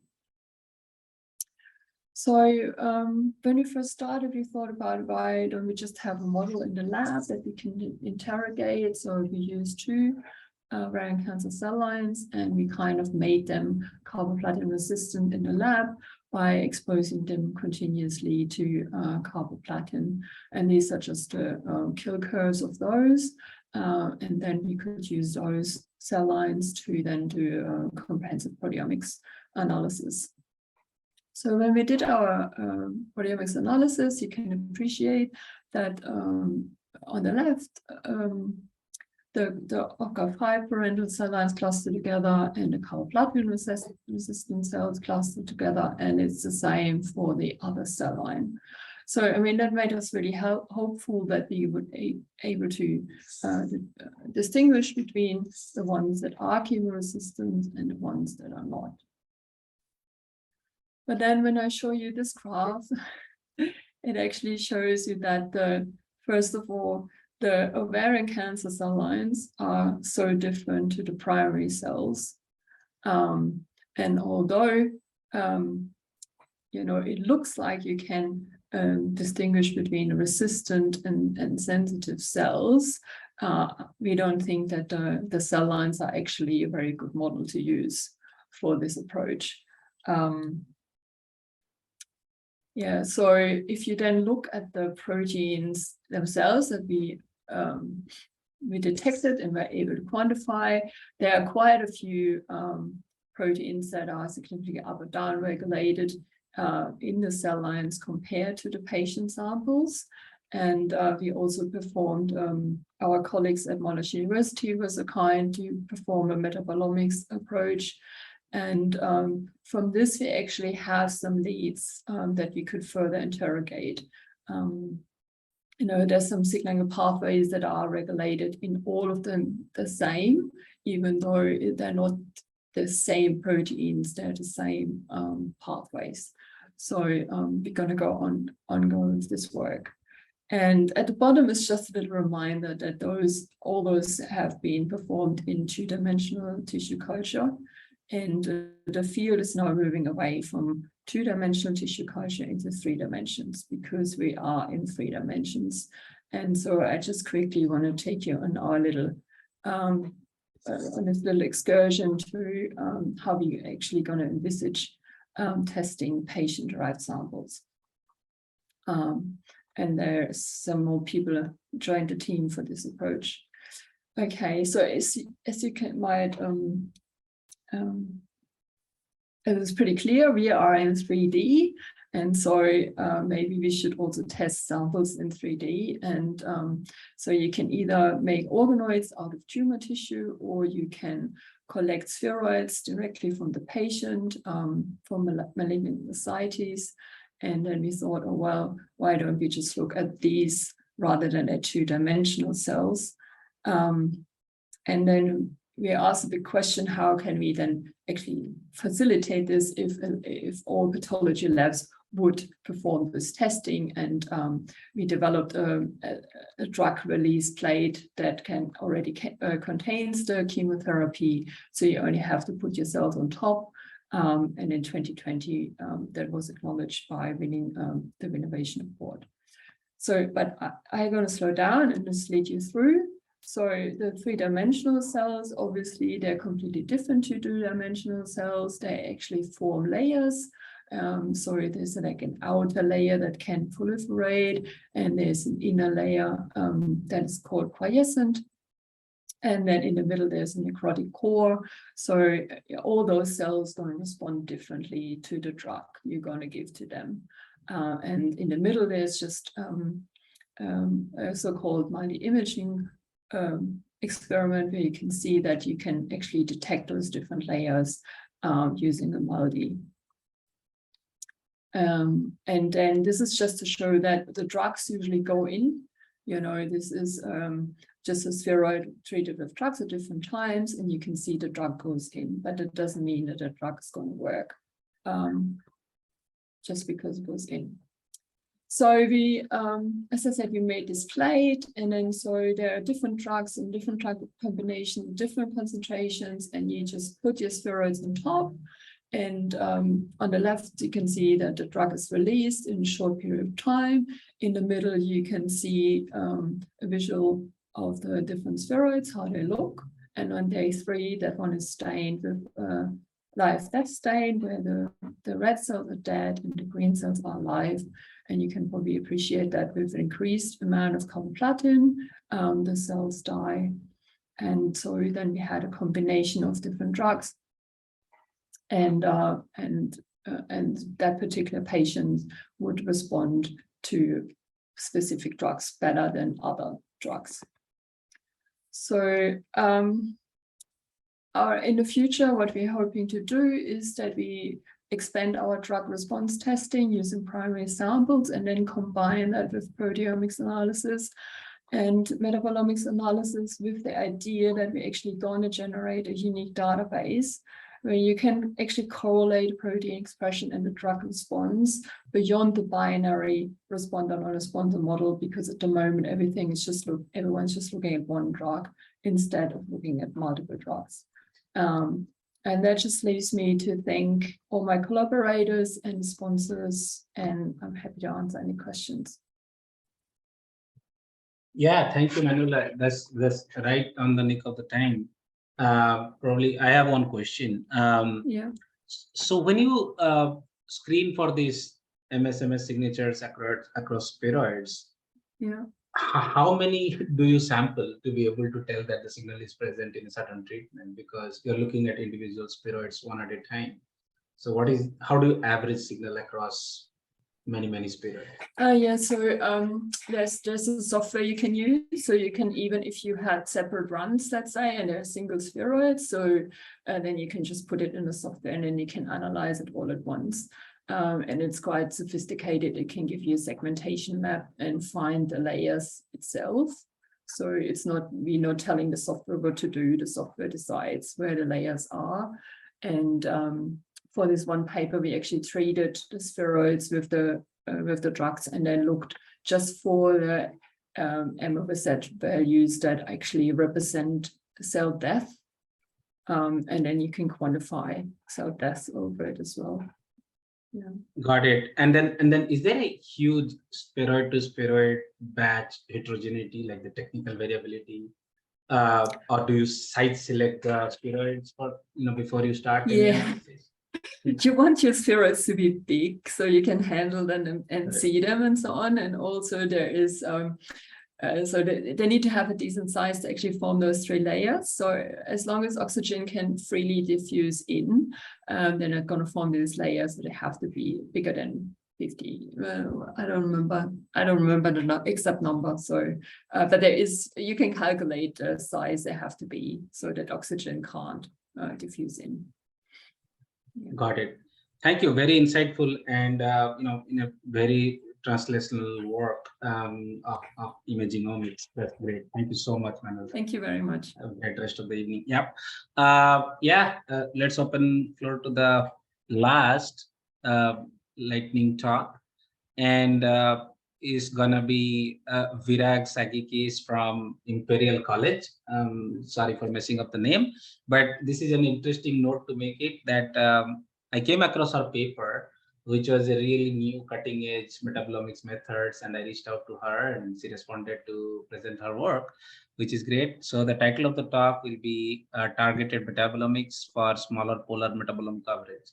So looking forward to it. Please share your screen. Thank you, Virag. Thank you. Hi, Mishra. Thank you for inviting me for this talk.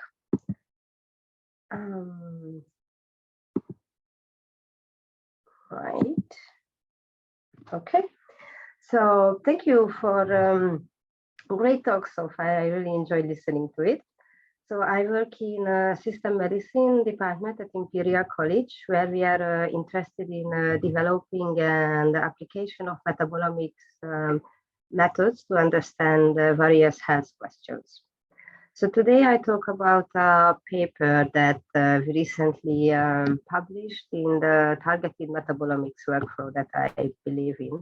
And a little bit different to other talks, this will be very methodologically driven, but my background is in chemistry, and metabolomics as a field is highly dependent on the analytical ability, how to profile metabolites. So I'm going to talk about targeted methods.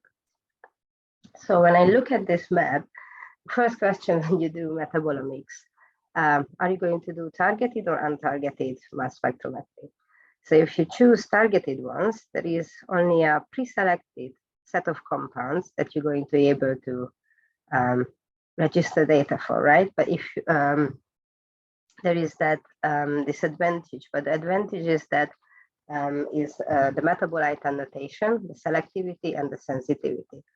If you choose untargeted mass spectrometry, then you can capture novel metabolites, but the metabolite identification, the annotation will be the bottleneck, and the level of certainty or uncertainty will be problematic depending on the question you ask. So I believe targeted or non-targeted is depending on the experimental design. But if you choose a targeted because you want to have valid quantification data for those type of biological questions, often your targeting method is limited to choose a compound class or a certain pathway. So I think multi-targeted profiling is a way forward when you are where you can capture hundreds of metabolites independent of their chemical class. So if you try to do that, what you face is what I call the polarity challenge. So I colored here those analytes that I target according to their log P. And whatever you see bluish on this map, you couldn't do it with the so-called traditional reverse phase chromatography, which is the most robust and the most preferred method. So if you want to do a targeted metabolomics approach, the first thing you need is to build an in-house library. So which is retention time, parent, daughter, and optimized collision energies for. So to do that, you need to solve this polarity challenge. So on my next slide, what you can do is to combine different analytical platforms, and under that I mean different chromatographic approach. So the way we do it, whatever is already well retained on the reverse phase column, then we just measure it with reverse phase because that's the most robust and standard approach. And we use the acutite derivatization for free amines, which is limited to the amine metabolome, but it greatly increases the sensitivity.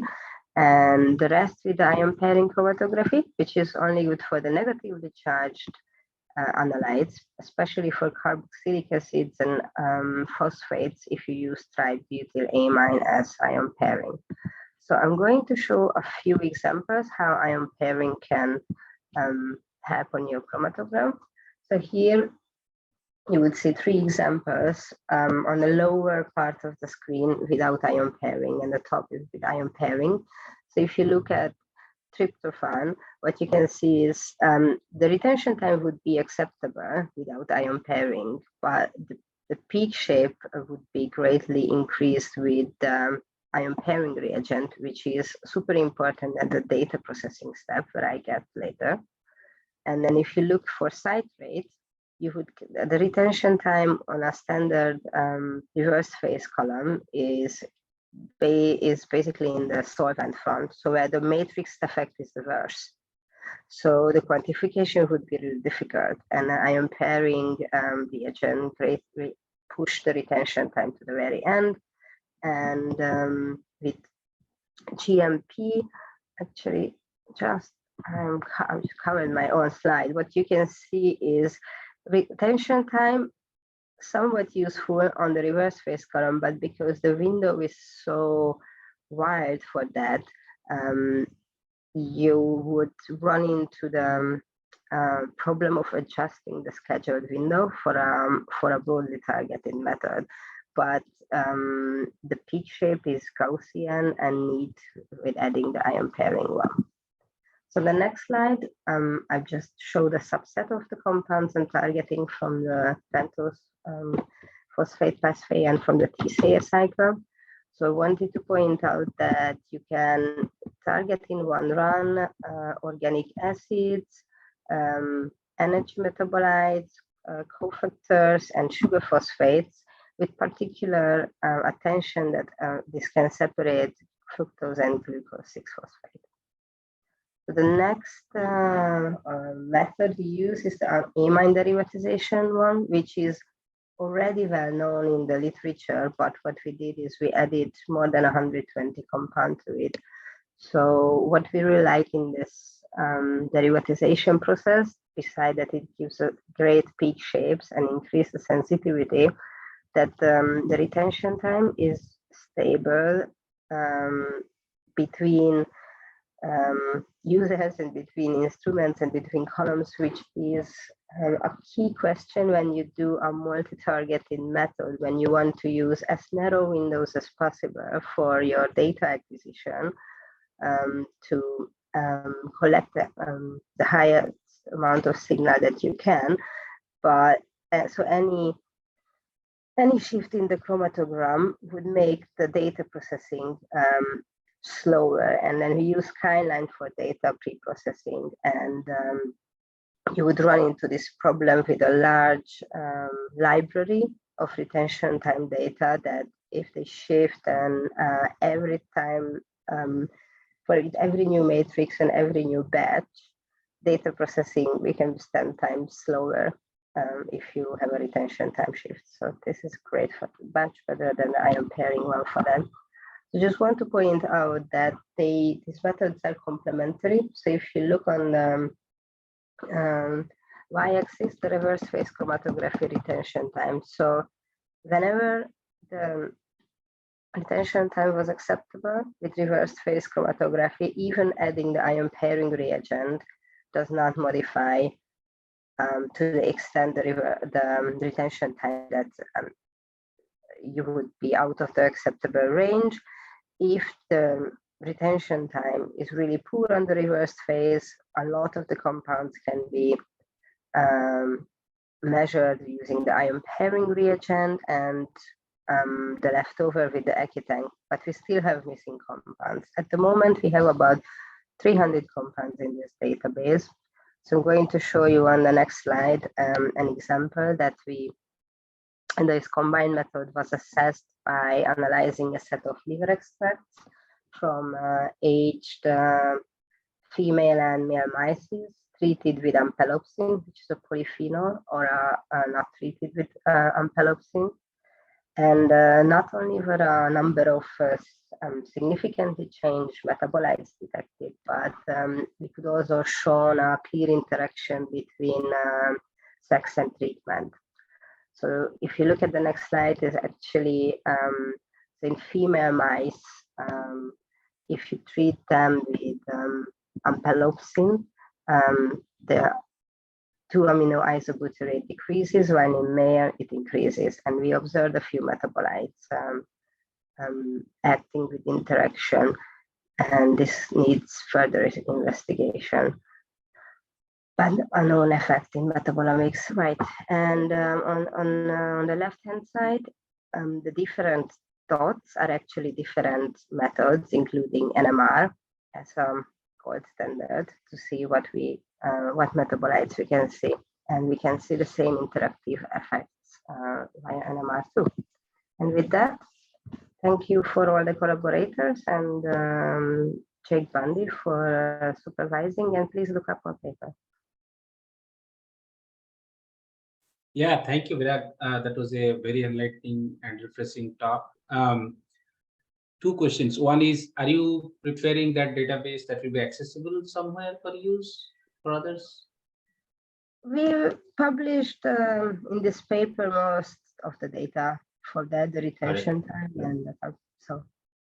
Got it. And then, yeah, and did you try multiple columns for these 2 RP and IPLC methods, or you just stick to a certain column from a certain vendor and then try it? And we did multiple ion pairing reagents, And what we concluded that whatever is already in the literature is probably the most useful for a large number of compounds. It's really about the combination and information on the interferences in different matrices that one needs to work out to have it quantified data. Great. Yeah, thank you for that information. I would love to see it untargeted in some days because this is still targeted, and I told this some time back. But yeah, thank you so much for your time. So I think we have to move on for the next thing, that is welcoming our keynote speaker. So I think at least I am very excited. And not sure who else is, who works with big data, omics data, multi-omics data. I mean, I am extremely excited and very privileged that Professor Kiman Likau has accepted our invitation for this to be a keynote speaker. That's the best part that happened. I have used the tool a lot. I mean, anybody working in the mixomics domain should know that this is the most cited tool. This is my research. Don't quote me. The most cited tool, the most popular tool right now. But let me introduce all of you, with Kiman. So she is very much committed to statistical education to instill best analytical practices. She has a mathematical engineering background and graduated with a PhD from University of Toulouse, France. She then moved to Australia to start her own career path and started as a biostatistician consultant at QFAB Bioinformatics and as a research group leader at the Biomedical University of Queensland Diamantina Institute.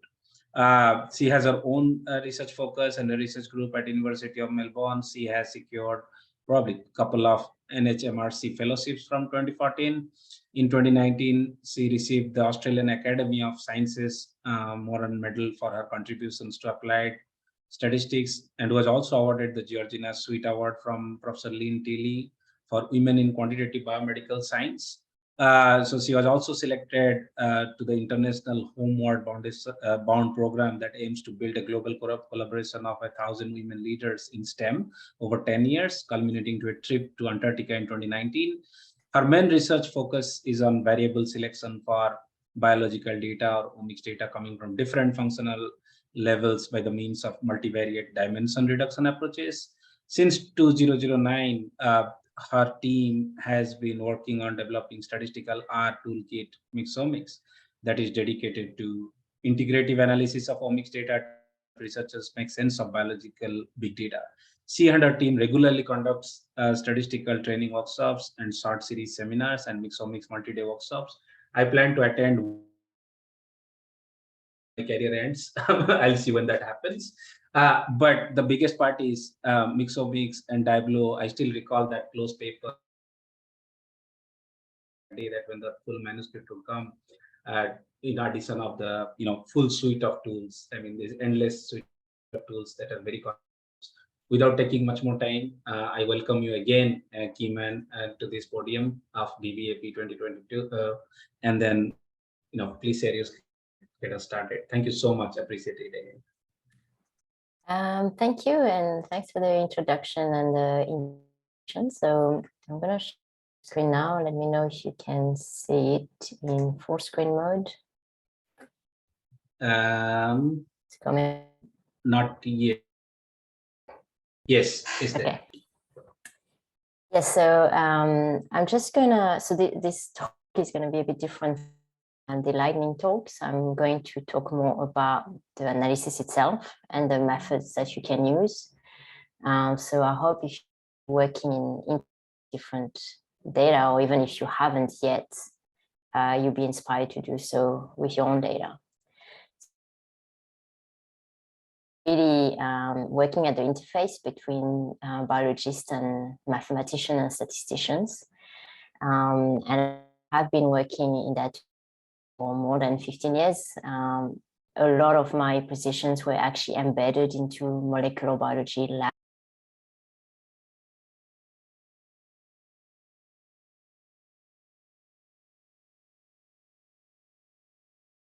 work really closely. I mean, different fields need to work really closely together, and that's the field of statistics, bioinformatics, computational biology, and biology.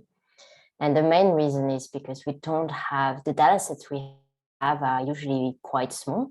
So you have a small number of samples or individuals you measure, or you measure animals. And it's really difficult to generalize your results so that, to a larger population, which is really the ultimate aim of statistics, is to say, let me have a look at the data, calculate some estimates, and then tell you how this can generalize to the whole population that you haven't measured. We can't do this. And so relying on the biological results is really important. It really guides the statistical analysis to really assess if we're in the right track or not in the analysis. So the challenges are, we've talked about new technologies that arise, different types of data sets, and the data are becoming larger and larger. So some of you may work in, for example, single cell, where we really have a lot of storage and computational issues to deal with. As I said, the biological interpretation is really important because we are statistically and numerically. And the other challenge is that the technologies are coming, cutting edge technologies arise almost every year. And so if you want to work in that field, you also need to be aware of the latest technologies, the type of data they generate, the artifacts of those technologies. And in the past 10 years or so has come the field of biological systems, and basically it really changed our way of looking at data and analyzing data. So back in days, I'm talking about 20 years ago, a biologist may have a very specific hypothesis about a gene, may try to knock out that gene, and from perspective, it's fairly easy to answer that question because we only have one hypothesis. We run a test, it can be a t-test, can be an ANOVA, and then you have your results. But now, with the advent of high throughput technologies, we measure many genes, many proteins at once. And so we're taking more holistic approach where basically there's no real hypothesis there. And so the aim when you analyze those bigger data sets or omics data sets is to actually generate new hypotheses. And so the omics data that I'm going to talk about are, the transcriptomics, so the study of all transcripts, the proteomics, the metabolomics, but you can also add microbiome, you can add clinical data, you can add very different types of data. And the challenge is that there's not a linear relationship that we thought was existing according to the biological dogma. And so there's actually a lot of crosstalk between those different, so I can call them variables or features. And there's a lot of crosstalk between all these different types of omics. And so I told you how we were starting first from a conventional biology where we have a hypothesis on one gene. We measured the expression of that gene across to the single omics field where it's high throughput omics technologies, for example, to measure all the transcripts. So this is becoming quite complex. And now we're entering the area of multi-omics where you have different omics technologies measured on the same individuals, but at different functional levels. So you may have the transcripts, the proteins, the metabolites, some other things. And really what we're trying to work out are what are the relationships, the associations between the different biological levels, as well as what are the correlations also within a specific omic type. And really the aim is to extract just the relevant information that we need in order to generate hypotheses, go back into a reductionist type of approach. And from there on, then you can do targeted experiments as different assays in order to validate your hypothesis. And for those of you who have been working in that field, you might be aware that there are actually different types of methods to integrate omics data. The one I'm going to talk about is called matrix factorization. But you can also have Bayesian approaches. You can have network-based approach where people calculate the correlation between all these different molecules and then build network out of it. And you can also have very simple approaches where you analyze each omic data set at a time, identify specific markers of interest, and then look at the correlation or the overlap between the different analyses made on those different omics platforms. So I'm going to talk a little bit, I'm going to talk about those methods, and I'm going to touch on a little bit about those two methods here in one example. So the aim, well, our hypothesis, or I would say analytical hypothesis here is that molecular entities act together to trigger the cell's response. So it's not just the effect of one single gene. And we're really trying to push on that new paradigm where, you know, there's many things that happen in a biological system, and we can't really rely on a single gene or a single protein. And so to follow up, to answer, or to address this hypothesis, really, we use multivariate analysis. Has a lot of advantage because we are going to look at a combination of markers rather than looking at univariate markers, looking at one marker at a time. It's really useful to reduce the dimension and the complexity of the data. It's going to help you to understand what's going on in your data, what is the potential of your data. And also it will help you to integrate different sources of data. And so when you start working or analyzing multi-omics data, I think the main question you have to answer is, what do I want for my analysis? Do I want to understand the role of each omic type in a biological system? Because we know some specific data types can be more noisy than others. For example, proteomics data are extremely noisy. Do we want to understand the relationships between those different omics? Do we want to identify a signature, so a subset of molecules that can give us some more insights into molecular mechanisms? Do we want to have a method that can predict the phenotype of a sample or characteristic of specific individuals? Do we want to do everything? And often if you ask a biologist who has performed or conducted a multi-omics experiment, they will probably tell you that they want everything. But every method has an aim, a goal. And so not every method can answer all these goals. So just to give you an introduction about what matrix factorization methods are, basically you start from a data matrix here. It can be an expression matrix, it can measure transcripts, proteins, bacteria abundance, whatever you want here. Your samples are in rows and your variables or the molecules are in columns. Usually the number of samples is quite small. So you can have, I don't know, 20 individuals, 50 if you're lucky. But the number of molecules you measure is really large. It can be up to 20,000, sometimes more. So this is way too big for us to analyze.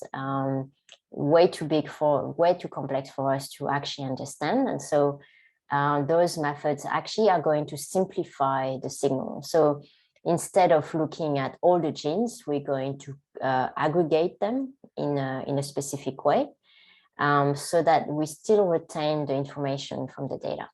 And so in the end, you can reduce the dimension of your data. They're great methods because they're non-parametric. So that's why it works well with proteomics and metabolomics data and microbiome data as well. And really, we will try to capture as much information as we can from the data. So we try to capture the variation in the data. And the assumption is that that variation corresponds to the biological variation of interest. So probably a type of method you have used is principal component analysis. That's one matrix factorization method. But you also have projection to latent structures models, which I'm going to talk about because they're very useful for data integration. So I'm going to start with principal component analysis. So if you look at the left-hand side of that picture here, so the method is doing, so imagine this is one individual, let's call that individual Bob. Bob is measured across P features. So he actually lives in a space of P dimensions because each feature is describing Bob. And so what we do is we combine those genes into only one score. And that score is here, and that describes Bob. So basically, to obtain that score, we need to weight the expression of the genes of Bob in a specific way. So for example, we could say, well, to summarize Bob, it's going to be 2 times the expression of gene 1 of Bob, plus 3 times the expression of gene 2 of Bob, and so on. And you go up to P genes. And of course, finding those weights or those coefficients is the hardest part. And so PCA really tries to find the optimal weights. And they are in this vector here. It's called a loading vector. So each feature here gets assigned a coefficient or weight. And those weights are supposed to maximize the information from the data in the best possible way so that you actually maximize the variance in your data, which is supposed to be the biological variance. So you do that for Bob, and then you do that for the next individual. We use exactly the same weights, but this time the gene expression of won't change because it's another person. And so you do that for every person, and that's going to give you your first component. But if you have used PCA, you know that the only one component is not enough to summarize the information from the data. So you're going to look for another component that's going to explain another type of information from the data. And so you calculate a second component. That second component is going to use different weights because it's explaining something else in the data, and so on. So you can have a lot of components if you want, but of course, what we want is to have a small number of components in order to reduce the dimension of the data. And so those vectors here are what we're going to use to summarize the information from the data. So moving on to another type of problem now, we still have a data matrix here, but this time we have an outcome. We know that the individuals belong to different groups, whether it's a different disease subtype or something else. And so the components are the same. There's still a combination of the genes that we have in the data matrix, but they're going to be weighted in a different way, because this time what we want is to segregate the sample groups as best as we can. And then we use what we call lasso penalization so that we don't take into account all the coefficient weights here. We only take into account the most important weights, and they correspond to the important genes or the genes that are important to discriminate your sample groups. So in the end, you can do what we call variable selection, or you can identify a signature because you only look at a very small subset of genes that are sufficient to explain the difference between your sample groups. So once you've done that, what you can do is then you can extract those components and plot them, because that's a 2D dimension of a problem that was previously of P dimension. And so this is the kind of plots that you get, where every dot here is one individual. And this is component 1 and component 2. So those are the coordinates. Really what it means is that you have now reduced the dimension of the data to only 2 dimensions here, and you still have your samples. And each sample is summarized as a combination of genes. So principal component analysis is a non-supervised approach. So which means that you are not supposed to color your dots, and you look at similarities between samples or clusters of samples. So here it's a macroarray data set with 63 samples and about 3,000 genes. And if you use discriminant analysis, where you include the information about your patient groups, then you can color your dots because you know what they belong to, and you want to check if there's some discrimination happening here. And you can see it is the case. So here I have 4 different groups of samples. what is interesting is that you may think that this group of individuals is the same as this group, but it's actually not the case. So if I had colored my samples here, it's the same data set, you would see that things are actually quite mixed. And so that makes the difference between an unsupervised analysis where you just explore the data, you just want to understand if there's any batch effect in your data, if the most important variation corresponds to the biological variation of interest, versus a discriminant analysis where you supervise. So you say, I want to separate my groups. Tell me if you can do, if I can do it, and if you can do it, then tell me what are the genes that actually explain that discrimination. Okay, so moving on to more complex problems, you can integrate multiple omics data sets and using the same principles where basically you decompose each data matrix into components and loading vectors. And what you do here is you ask for those components to be maximally correlated together or covariant together. And that's going to give you common informations, extract common information between those data sets. You can also do feature selection, so you can then identify the key genes and proteins and whatever you're measuring that also explain your outcome of interest and are correlated to. And you get a plot like this because you have components for each data set, even though they are the same individuals that are measured across the data sets. And you can as a good discrimination, which are the ones that are a bit more messy and so on. And then you get a lot of plots to understand the variables, how correlated they are. So the lines here on the circuits plot will tell you in your signature how correlated those variables are. You also have heat maps, you also have network visualization. Framework, you actually you can use a lot of cross-validation, choose your parameters in those methods. So I won't go too much into details, but usually you need to use cross-validation to choose your parameters. Then you choose your parameters, you run your final methods, identify your molecular signature, and if you're lucky, you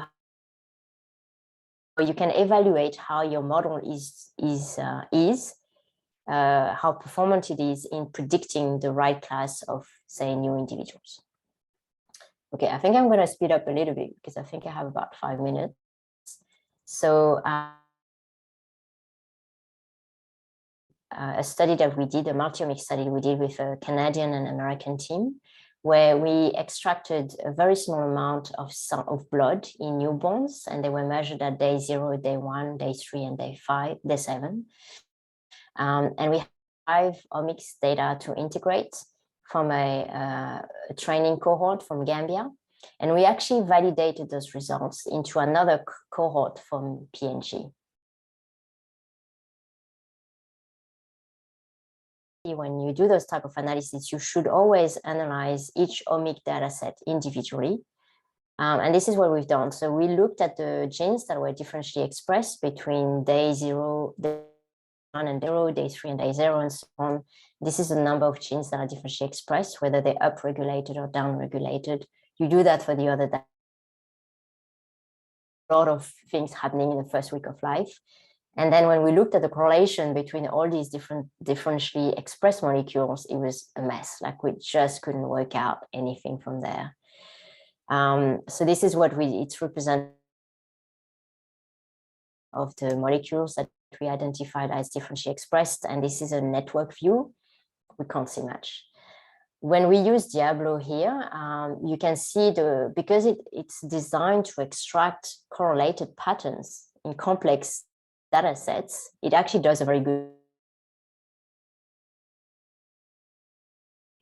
And we were able to then identify very specific molecules, very specific pathways in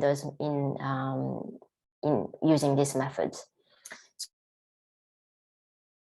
The multi-omic and the multi-omic approach, but we also found some results that we would never have been able to find in the single omics, probably because some key molecules or key genes may not be very differentially expressed, but they also work in combination with other genes. And so if you don't take that into account, you won't be able to identify those genes. I skipped that part just to say, I show you some methods. I show you PLSDA and PCA, and I show you Diablo here, but there are a lot of other methods package, and they in the Mixomics package, and they all build on the same principles of decomposing the data matrices into components and loading vectors. And yes, we are running workshops, and actually there's an online that will open, that is closing this week, and will start the registration close this week, and will start next week if you are interested. And just to finish up, I just wanted to highlight that now we enter an era that is very data driven, and I acknowledge that it's very difficult for biologists to move into this area. We are trying to generate hypotheses here. You can include biological knowledge in those methods, so we've done that for the Diablo. You can have a look at the paper. Mixomics have been really useful for others, to analyze very complex data. And those are a lot of people that I want to thank. Have been working with me in the past few years. And thank you, Kim. As I saw a couple of past YouTube videos, the talk sounded exactly like that, very informative. Couple of questions that I had, as we'll wait for other questions. One is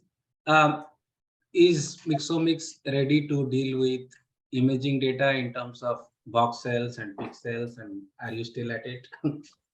Not yet. So it is a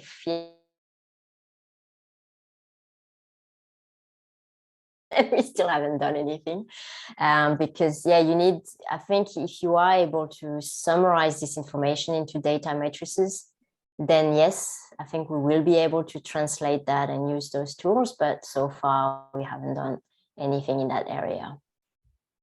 Yeah, Parana. Hi, Kiman. It's so good to see you. I think it's been almost 11 years since I last saw you in Auckland. I remember you were the first first time I used Mixomics. You showed me in Kathy's office. So, and I have used it for my PhD, and it was super useful, and it came long way. I can see all the development that happened. Because Vish just stole my question, I'm going to ask another one. So I know that as a biologist, is kind of me, I want to go to some kind of predictive approach. Like I want to integrate all my data, and I want to be able to predict the phenotype. So do you think that you will, at this moment you're focusing on just, okay, we'll just generate hypotheses, but do you think that you'll take it further so that we are able to use this platform to do so we do prediction. So for example, here, I didn't have a lot of time to talk about it, but our model is predictive. And so what we've done then is we build a statistical model. We also identify the genes and the features that we think are important, but it's also predictive models. And so then we tested it on the validation cohort, and the prediction is pretty good. I think, the AUC was 0.8, 0.9. So we could predict the day of life of these other newborns based on, the genes and everything else that we had identified. So it can predict. It's just that, it depends what you want, but there are methods out there too. Often integrative methods are unsupervised, so they don't try to predict. Yeah, okay, I'll be in touch then. Yeah, so Zurek has a question. Please go ahead. Yes, this was absolutely amazing presentation. I learned so much. I have a practical question. Do you see a danger if you are reducing the space of the omics dataset, that you might lose some dynamics information?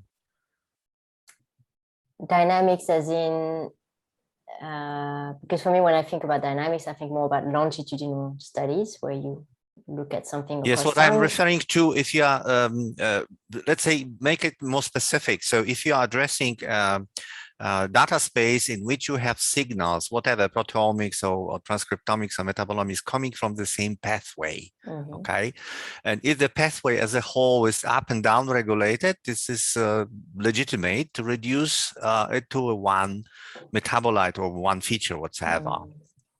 However, the changes within the pathway might be still there. Not every single metabolite might be changing it as a whole pathway. So there might be some threshold you are setting it. Yeah, so what happens is you capture I'd say the most obvious information from the data, things that change in a coordinated way. And so if it's not coordinated, as in one molecule can be just flat, well, it could be also that the assays are working and we haven't been able to capture that. And this is why I think the interpretation of the results afterwards is really important, because from those lists, from those signatures, you can, look further into what are the pathways that are involved with the key genes plus other genes that I may have missed out. Thanks, Iman. We are running out of time, but I think there is one, there's a couple of questions, but I'll take one from the audience. Yes. Observe Kelman. I can answer Ab's question. So I actually missed my key slide, which was this. It's on FDR. So we don't use p-values because you can have a p-value from those models that's going to say, well, your result is very different from a random result. Great. But it's never going to tell you if each of those individual proteins are differentially abundant, for example, because that's not what we're trying to do here. We're looking at combination of proteins. And so if you go back to, I'm going to look at each p-value of each protein and see if it's differentially expressed or not, that's not what multivariate analysis is about. But you can still use univariate analysis as well as multivariate analysis. It's just that they're going to give you complementary results. So yeah, and what are the methods where people basically just do univariate tests and then they use Benjamini-Hochberg usually, but I think for proteomics you use different types of force discovery rate. I have another 37 questions I'm going to email to you for sure. Okay. I have taken notes, but we'll have to close. Thank you so much, Kiman. Appreciate it. I have a request here to all of our, let's thank Kiman profusely with full claps. And I have a request to all speakers, lightning speakers, keynote and tutorial, and our organizers to please put your camera on for just a minute so that we can take an award. We can take a screen grab as the awardees receive their awards. Susie, please go ahead and share your screen with the awards, and I'll invite Carlos Gonzalez from BioRankings, one of our sponsors, to walk us through the awards as we can take a screen grab. Thank you so much. Good morning, everybody. For me, it's actually 2 a.m. in Atlanta, Georgia, United States. I want to thank everybody for putting on this talk and letting BioRankings sponsor today. A little bit about BioRankings. We provide virtual collaborative data and analytics services and customized software to clients in both the biomedical and agricultural space. Some of our key areas of specification and analyses are classical biostatistics, multiomics, databases, cloud computing, AI, and machine learning. So with that being said, you'll get a little bit more information when I get to my tutorial about BioRankings, but I just really want to thank the whole team for putting on this talk and letting BioRankings sponsor it.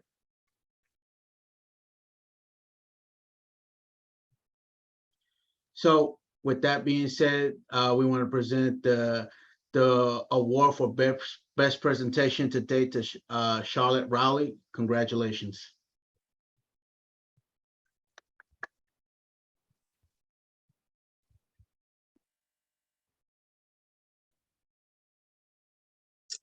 Thank you, Carlos. Appreciate that. Congrats, Charlotte.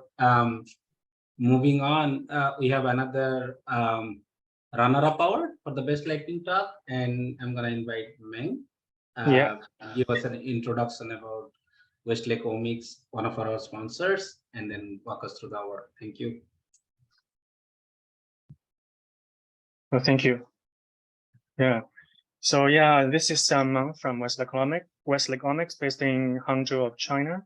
And we are very honored to sponsor this event. So this is my third day, and during the previous 2 days, my colleague Simon and I have introduced some big pictures of these companies. And today I'd like to say something more specific. So we deliver a kind of different kinds of services, including the quantitative proteomics, modification proteomics, targeted quantification, AI-empowered proteomics data analysis, bioinformation services, and sample delivery. And now we have about 100 employees from a background of diverse sectors. And we're working toward the same goal, so we can translate and turn the research findings into something that is beneficial to the general public. So this is the introduction of the company, and now we can proceed to the award presentation. Susie, are you operating the, yes? Yeah, and it is my great honor to announce that the best runner-up presentation award of today goes to Crystal Conception from the University of Illinois and Urbana-Champaign. And yeah, and Susie, can you share the presentation that I sent you earlier? Because I need to say something. Yeah, okay, this is the one. Yeah, this is the one. Good. And we made something to promote the VPAP, and we had 2 posters on our WeChat official account. So those are the examples of the 2 posters. So we have the full length, they are only part of the posters. And you can also scan the QR code for our WeChat account. And now we have nearly 1,500 subscribers now. So Susie, can go to the next slide? Thank you. Yeah, and now I'd like to say something about how we promote the VPAP. As a company, we're not only dedicated to the business or commerce, we also are interested in disseminating the knowledge and science. And we had the WeChat live streaming, which is happening right now. And for day 1, we had 340 viewers. And we also cooperated with a video sharing platform called CoShare. And for day 1 of VPAP, we have nearly 4,000 viewers in China. And that is very good news. So after the 3-day event is over, I can report to you the entire set of numbers. So Susie, can go to the next slide?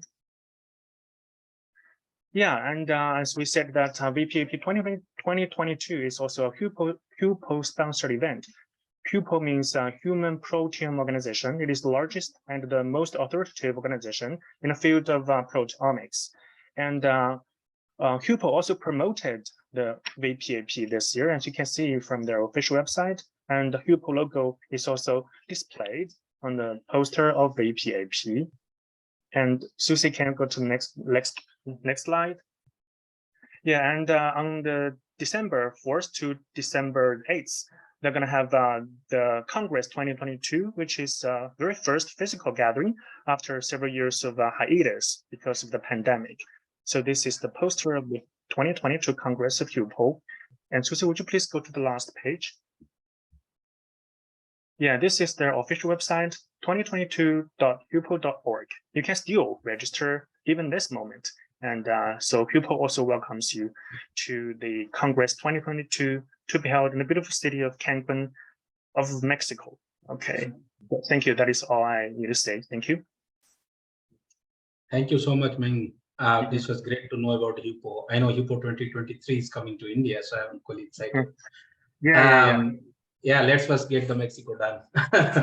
Mexico done. Yeah, thank you, Tusi. If you may.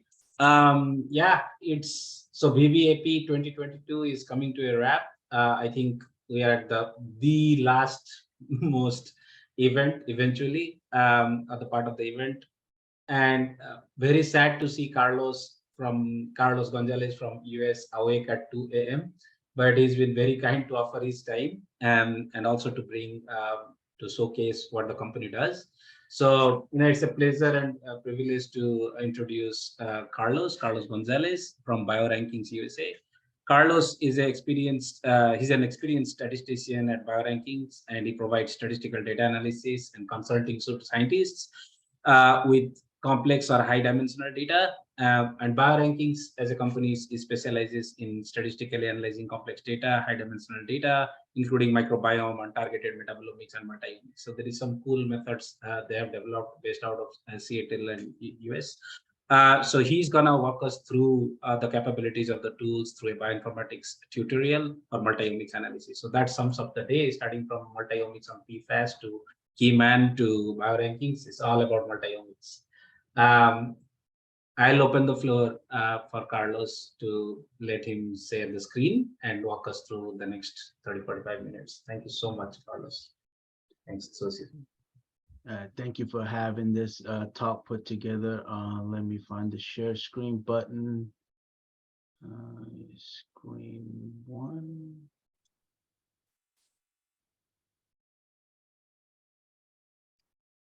And I want to share with sound.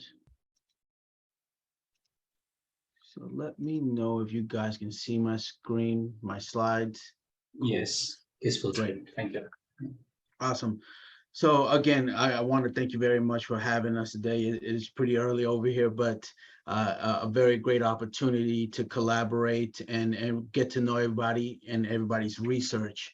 So just a little bit more detail about me and the company. I started my education at A&M University with a bachelor's in mathematics and a minor in computer science. After that, I traveled to Boston University, where I got the opportunity to get training in biostatistics and really get introduced to biostatistic analytical methods and epidemiology.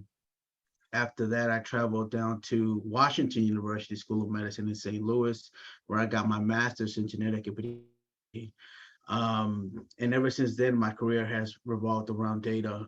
So for the last 10 years, it's been data analysis, statistical data analysis, data management.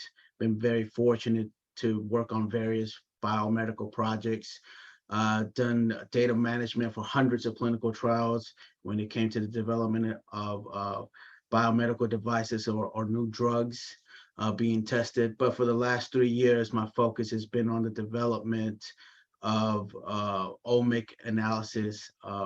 So that's what I'm going to be showing today. The automation of analysis for untargeted metabolomic experiments. A little bit about BioRankings.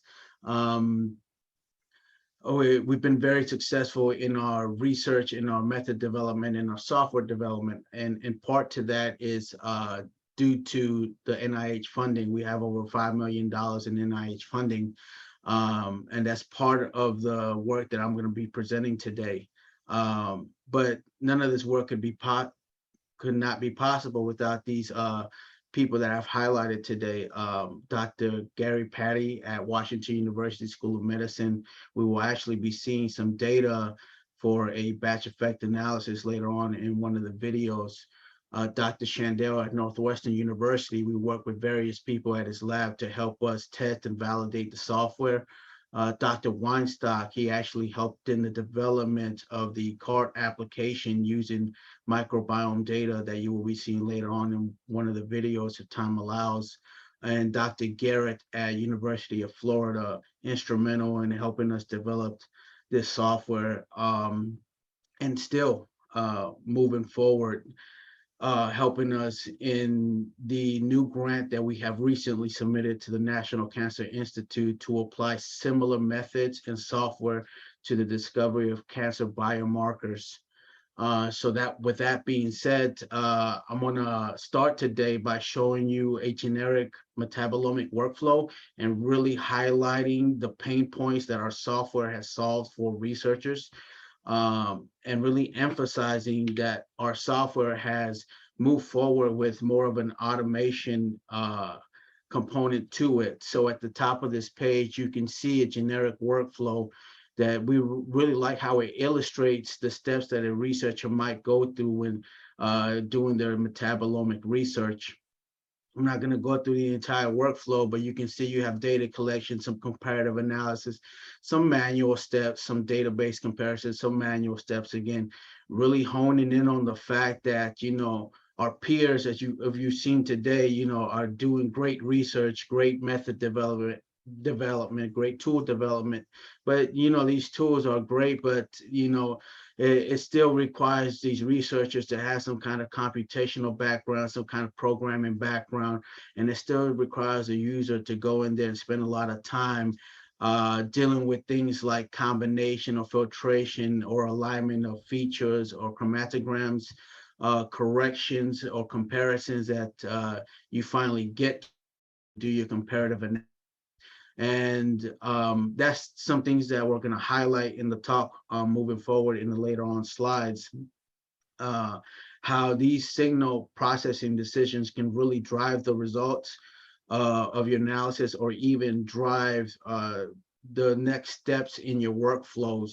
So what BioRankings has really done is automate steps 2 and 3, including the pre-processing decisions that go into these different bullet points. And with that being said, I wanted to illustrate and really show a description of what goes into one of these steps. I'm not going to go through this workflow piece by piece, but I want to just get you to view what a researcher is seeing. As you guys might be aware, each one of these components requires you to go in there and make decision and parameters decisions. So it's not as straightforward as you saw in the first slide. It's more hands-on. So that getting to that these workflows are time consuming, and it really does delay time to your result. And you will see later on that you will not be seen or burdened with this using BioRankings analytics software. So I want to start off by speaking about data sparseness in metabolomics, or missing data. Now, what we have here on the screen is a generic workflow for a researcher that he has decided to do some combination filtration and integration methods in order to overcome the missing data problem, right? And this is one of the ways, one of the many ways. I'm not saying that there's anything wrong with it, but this is one of the many ways, and I can imagine a researcher sitting in front of a computer screen, picking what MZ slices to, and this is, you know, decision that really leads to downstream effects in your workflow. Getting to the point that it makes reproducibility difficult. Because if you keep in mind that this might be the workflow that researcher A takes to get to his result, then researcher B might decide that this combination of MZs might not be the adding additional MZs. And you will see through our software, there's no deciding of combination filtration integration. It's all in the method that we have decided to apply. Alignment is a big issue in metabolomics in general, not just untargeted metabolomics. Now, this paper does a very fine job of showing this illustration of what some features might look like when your data is not aligned, right? And they provide their solution to it and what it should look like when it's aligned.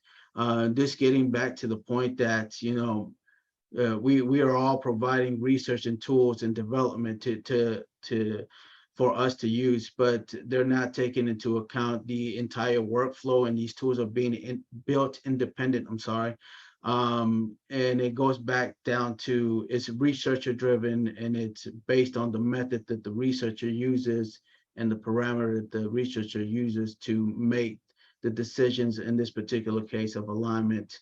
The application that we have chosen to use for our analysis in our software does this automatically already.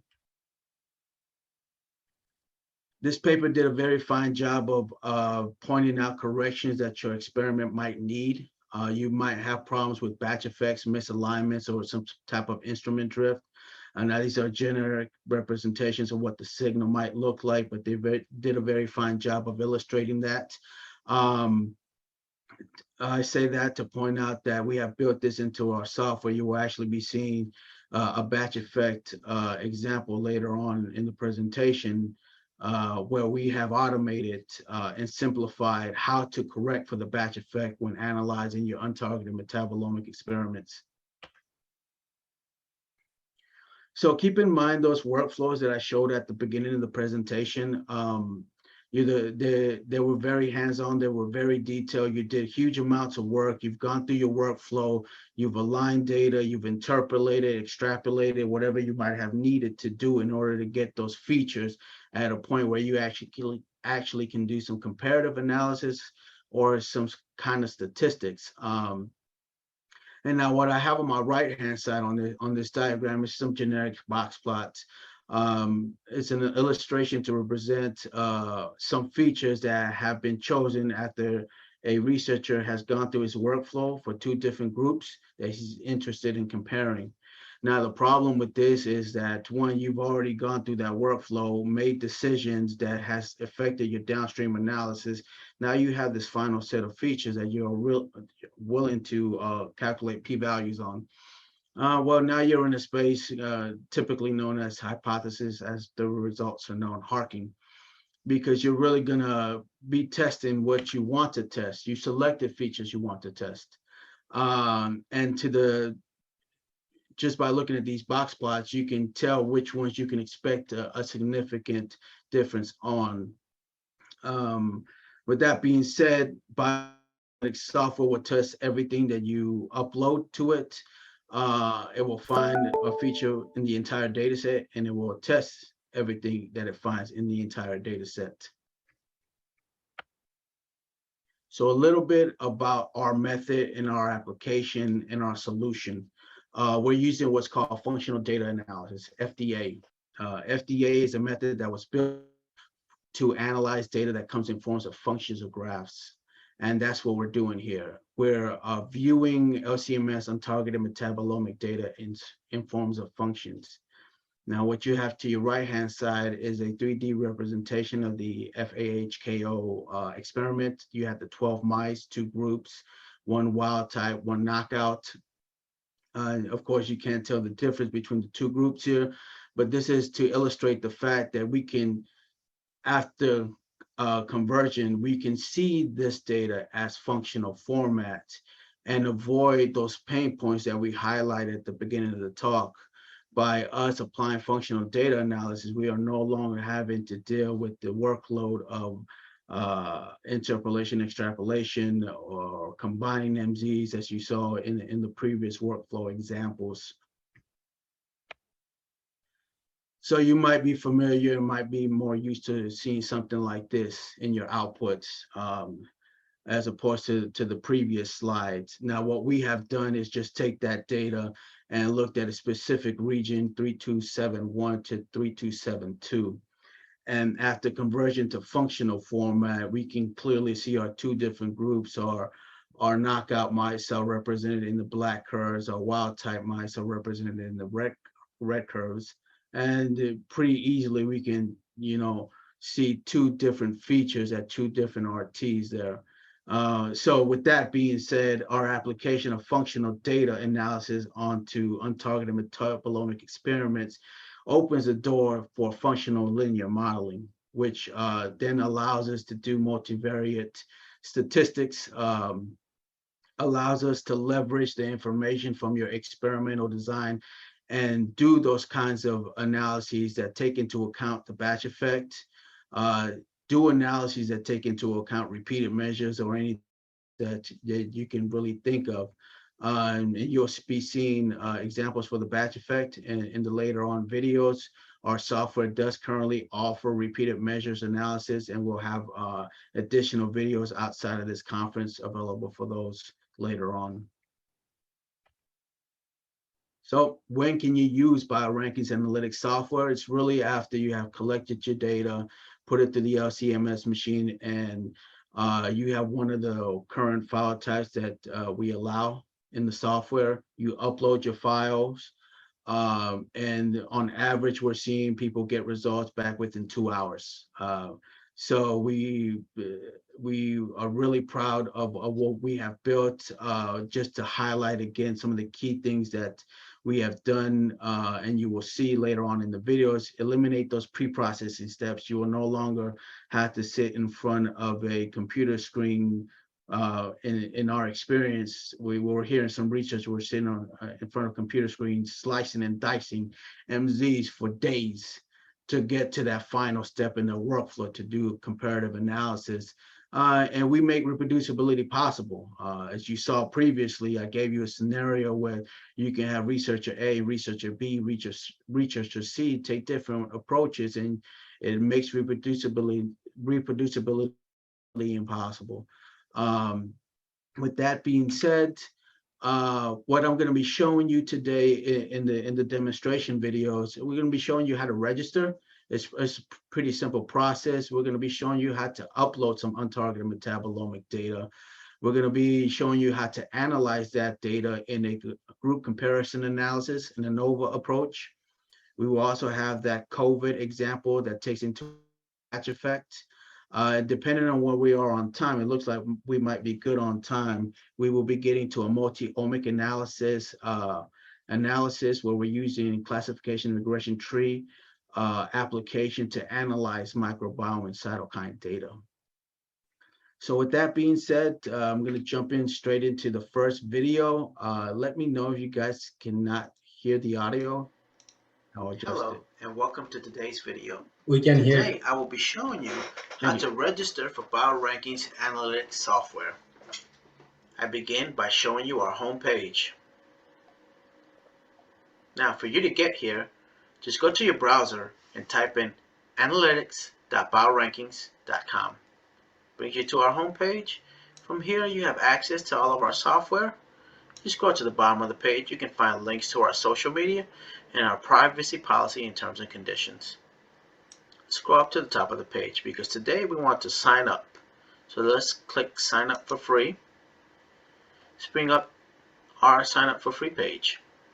We have some information to fill in. Let's type in my name. My organization is BioRankings. My email address for today, I would say temp4@biorankings.com. I will select the password, confirm my password, and click I'm not a robot. Get verified. Final step, click sign up. Now you get the login page. So let's verify that we successfully created an account.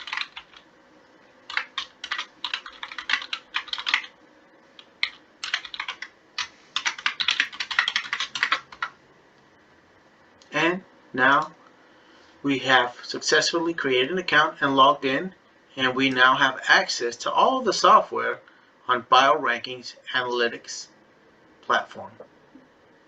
That concludes today's video. Thank you very much. So as you guys saw, it's pretty simple, and you'll see this approach being taken as you see the later on videos. We're taking an approach that we're trying to simplify things for the researcher, not only from an analytical perspective, but from the point you get to our website. So what do you get for signing up for BioRankings Analytics software? Well, you get access to all of our untargeted metabolomic data analysis tools. You can analyze microbiome data. As you probably saw, is currently in the beta stage. And as I highlighted in the first slide, this is all work based on collaborating and talking with researchers like you. So the more we collaborate, the more we talk with people, the more we can add to this platform and the more you have access to. So you will get access to those additional features as we continue to build it out. But you get access to the BioRankings team as well. So that's really with any questions you might have, running analysis, interpreting results, managing your data, really taking any feedback, any questions you guys might have. We are here to build a platform really that helps you guys get to your results faster.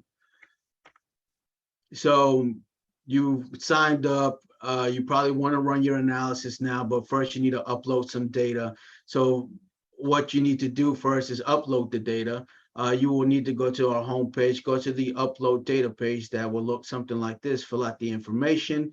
But to really get the whole concept, we put together a video for that, and I will start that now. Hello and welcome to today's video. Today I will be showing you how to upload your untargeted metabolomic data to analyze it through BioRankings Analytics Software as a Service website. I start off by showing you two windows. On my left hand side there is a folder with a spreadsheet and some MZML files. I will give further detail about those files in a minute. To my right hand side, I have the BioRankings Analytics Software as a Service homepage. Keep in mind, I'm already logged into my account. But for you to get here, all you have to do is go to your browser, type in analytics.biorankings.com, and this will bring up our homepage. So to begin, we want to find the Metabolomics Beta drop-down menu at the top of the page. We'll click that, click on your data. Now you can see that my profile currently holds two data sets. However, we want to upload a new one. Let's find the Upload New Data blue button at the top of the page. Let's click on that. This brings up our Upload Data page. At the top of the page, we have some information that tells you what file type our software as a service currently allows. We currently allow .cdf, .mzxml, .mzml, and .mzdata.xml. However, if you have a different file type, please do not hesitate to contact us. We can analyze your data outside of this tool. The next bit of information are some sample data sets that we offer to users in case they want to try out the software but do not have their own data. If we scroll down, the first piece of information required is information of our metadata file. So we begin by naming it, and the next step is to browse and find that metadata file. Now, as you can see, my file is named covars.csv. That's why I named it metadata file _ covars, but it can be named anything. To briefly explain what's in your metadata file, for this particular example, I have two columns. My first column is named file name. My second column is named treatment. I have a total of 16 samples. And these 16 samples could have received 1 or 3 treatments. Please note that this file name in the spreadsheet matches up exactly to what's in my folder.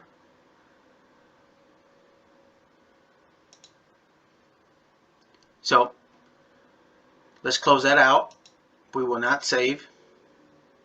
The next step in our browser is to upload our MZML files. We will click Browse, go to the folder that holds our data, select our files we want to upload. I have a total of 16 files. You can see that this box gets filled with the 16 files I have selected to upload. Just click the blue button. It says Upload Files. If successful, you will get a green box here that says Success and the total number of files you have uploaded. The last step is optional. However, we do recommend it if you plan on running several analyses. So this is for our demo dataset. The last step is to click this button that says Submit a Data Upload.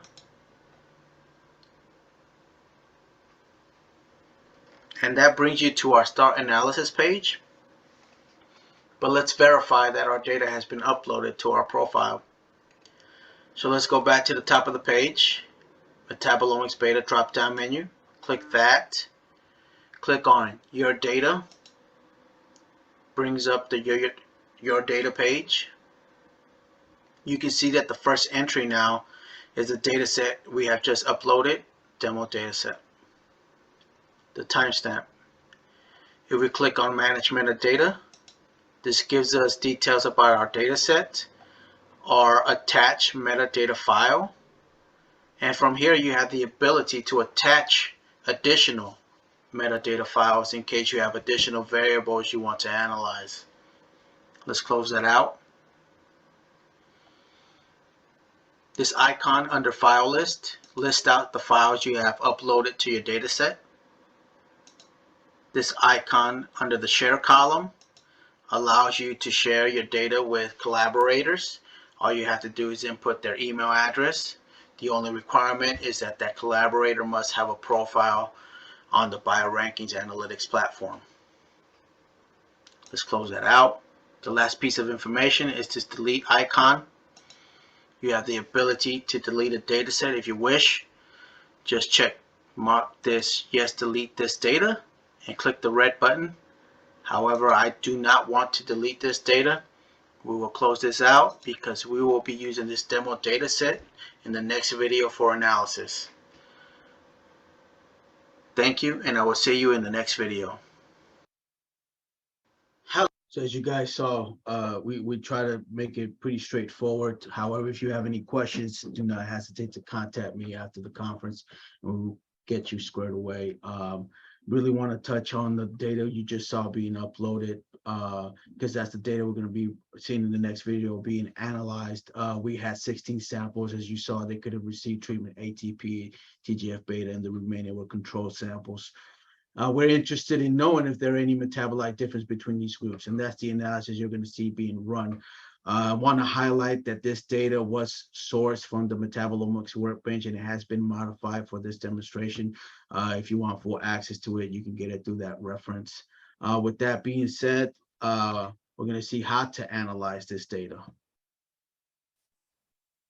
Hello, and welcome to today's video. Today, I will be showing you how to analyze the data we previously uploaded in our data upload video. I begin by sharing two windows.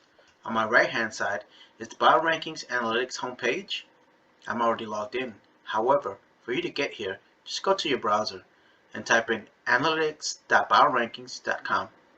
To the left, I have the data we previously uploaded. As a reminder, let's look at our metadata.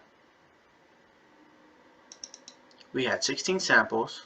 Those 16 samples either received treatment ATP or TGF-beta, and the remaining samples were control samples. Today, we will be running a group comparison analysis. We are interested in seeing if there's any metabolite differences between these groups. Let's close up our file. We will not save. Let's go back to the BioRankings Analytics homepage and find the drop-down menu for Metabolomics Beta.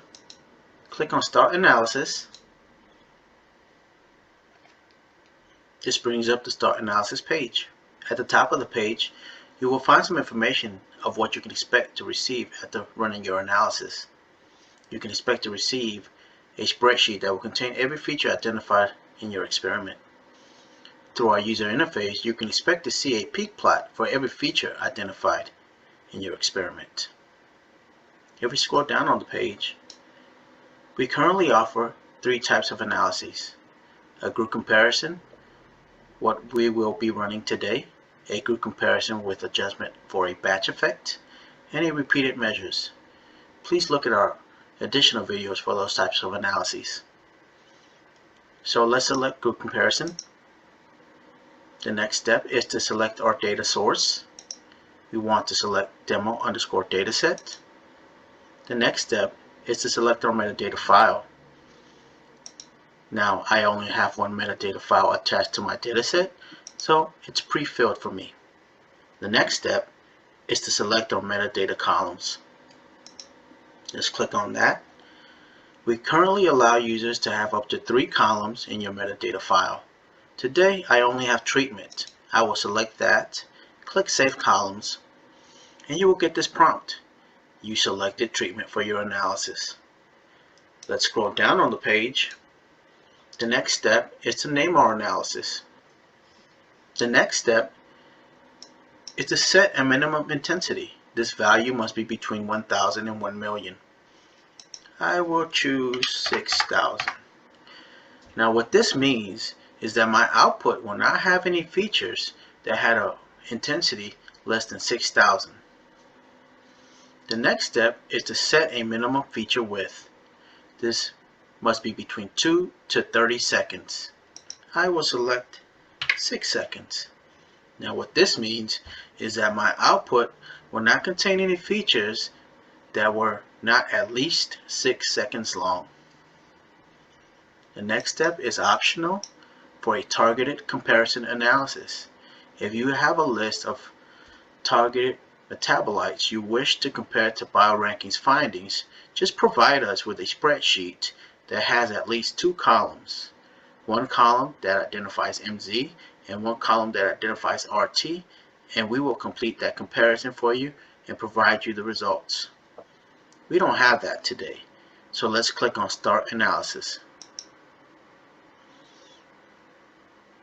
After some dataset checks, you will get this message if successful. Data successfully sent. You will receive an email indicating that we have received your data and is currently being analyzed. Once your analysis is complete, you will receive an additional email notifying you that you can now review your results. And that concludes today's video. Thank you very much. So as I mentioned earlier, guys, that's what we're trying to key here, really the simplicity of how to run your analysis. So what have we done? We have run the analysis for all the data, so that's running in the background. What that's going to do is identify every feature in that data set you have given to us, then do that test that we mentioned earlier. We're interested in see if there are any group differences in those 16 samples that we saw in the metadata file. And what you did not see is handle in the background through the software all of those pain points that we previously highlighted in the presentation. No more slicing and dicing, no more alignment on your end. It's all handled by our application of functional data analysis. So in the next video, what you guys are probably interested in is the interpretation of the results. Hello, and welcome to today's video. Today, I will be showing you how to access and interpret the results from our previous data analysis run video. To begin, I am sharing 2 windows. On my right-hand side is the BioRankings Analytics homepage. I'm already logged in. However, for you to get here, just go to your browser and type in analytics.biorankings.com. To the left of that, I have the email that I received when my analysis was complete. At the top of the email, you will find the title of the analysis. Below that, you will have a link to access your results in the interactive space. Towards the bottom of the email, you have a link to download a PDF that will contain the top 100 features identified in your analysis. To the right of that is a spreadsheet that will contain every feature identified in your analysis along with any statistics. Let's go back to our BioRankings Analytics homepage because we can also access our results through here. To do that, we need to go to the top of the page, find Metabolomics Beta drop-down menu, then click on your results. Now you can see our analysis is at the top of the page. Let's click on View Results. Let's maximize this window. And this brings you to additional information about this analysis. Who ran it, when it was run, additional run information, the data that was used. You have another link to load the interactive space. I have already loaded this for us. We will look at that shortly. Below that, you have a receive via email link in case you need to receive your results through email again. This direct download button, if we click it, you get access to those same files. However, you have 2 additional files you can access. The first one being this whole peak data.csv. This file will contain the data for every sample for every feature identified in your analysis. This is useful for any post-hoc analysis you might need to do. The last one is a targeted comparison CSV file that will be available if you ran that targeted comparison analysis. Let's look at some results. We start off by showing you the peak table on the top left corner of the page. In the middle, you have your peak plot. To the right of that, you have your annotation table. At the bottom left corner, you have a box plot representation of the feature. To the right of that, you have a spectrum plot for the feature selected. Now let's walk through an example or two. I have highlighted the first row. We are focused on peak number 31 that was found at MZ307 with an apex at 676.5. This feature was found to be statistically different with a p-value of less than 0.001 and an effect size of 90.21. An effect size tells us the magnitude of the difference between groups. Let's go to our peak plot. Our control samples are represented in the red color. The shading around the bold curve is the 95% confidence intervals. Now our two treatment groups, TGF-beta and ATP, are represented by the green and blue curves respectively. We can clearly see that our control samples have higher intensities than our two treatment groups. This particular example did not have any HMDB matches when comparing it to that database. If we scroll down on the page, the box plot representation of our peak. To the right of the page, you will have peak number 31 highlighted in yellow, and you will see additional bars on the spectrum plot if they had roughly the same RT. And in this case, we did not. Below that, you will have additional statistics for that peak that is highlighted or any peaks that had roughly the same RT. Again, we did not have any in this case. Let's look at a different one. Let's look at peak number 3. And let's look at some different settings. Let's say I'm interested in seeing the adjusted p-value in the post-hoc test results. Now, you have the ability to do so through the settings menu. I'm not interested in intensity match, so we'll remove that. Unchecking it will remove that column from your peak table. This menu towards the bottom of display options will change the visuals for our peak plot and our box plots. We'll close this out. And now we can see that peak number 3 found at MZ117 with an apex of 187.5 was again statistically different even after adjustment. And our post-hoc test is finding that our control samples are different from our two treatment groups.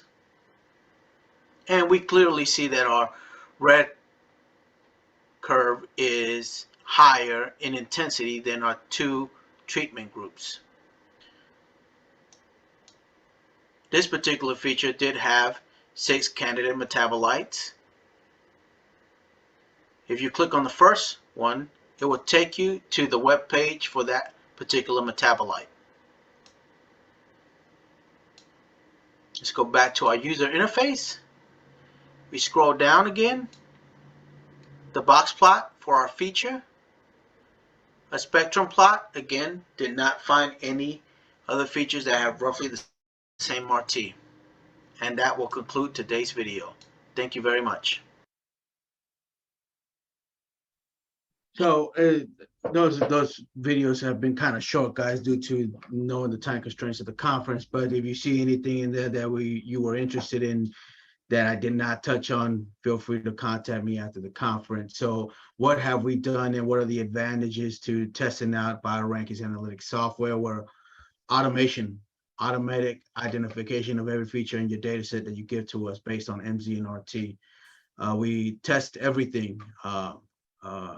We find candidate metabolites comparing it to HMDB by default. Currently in our beta stage, we have worked with some clients where they were interested in other databases. So if you are interested in finding candidate metabolites in a different database, we have the ability to do so, but we will have to do that off the beta version, and we can just do that on a one-on-one call. It's pretty straightforward for us to do that. With that being said, again, our leverage of functional data analysis leads us to do things like batch correction. And that's the COVID study that I mentioned earlier that we worked with Dr. Gary Patty at Washington University School of St. Louis with. So we're going to be seeing that analysis next. Hello, and welcome to today's video. Today, I will be showing you how BioRankings analytics software can automatically adjust for the batch effect in your untargeted metabolomic data. To begin, I share with you two windows. On my right-hand side is the BioRankings Analytics homepage. I'm already logged in. However, for you to get here, just go to your browser and type in analytics.biorankings.com. On my left-hand side is the metadata file that I have already uploaded to my profile and have analyzed and will be showing you results for shortly. I would like to point out that we work with Washington University School of Medicine in St. Louis, the Gary Patty Lab, to analyze this data, and these results are currently in print and will be published soon. So, in this experiment, we had 324 samples that were tested for COVID. Again, each row represents one of the 324 samples in this metadata file. Column C represents our group column. These 324 samples were given a label of either severe COVID, mild COVID, or they tested negative for COVID. We also found out that these samples were collected in different batches. So we have added column B to our metadata file named batch. And this batch column identifies when samples were collected. So let me explain briefly a couple of samples. We can see that sample in the second row was collected in batch 1 and had a severe case of COVID. Sample on row 7 was collected in batch 2 and had a severe case of COVID. Sample in row 20 was collected in batch 1, had a severe case of COVID. And by adding the one column that contains the batch information, BioRankings Analytics software will automatically adjust for this effect. So let me briefly show you how you would go about analyzing your data that needs a batch effect adjustment. So let's go to the drop-down menu, go to Start Analysis. Again, I've already run this analysis for us, so I will not be running this. But the difference now is that you will select Group Comparison with Batch Adjustment. And now BioRankings Analytics software will analyze your data, adjusting for the batch effect. As I mentioned, I've already run this analysis. Here's my result page. I've already loaded our interactive space to review some results. Let's look at some.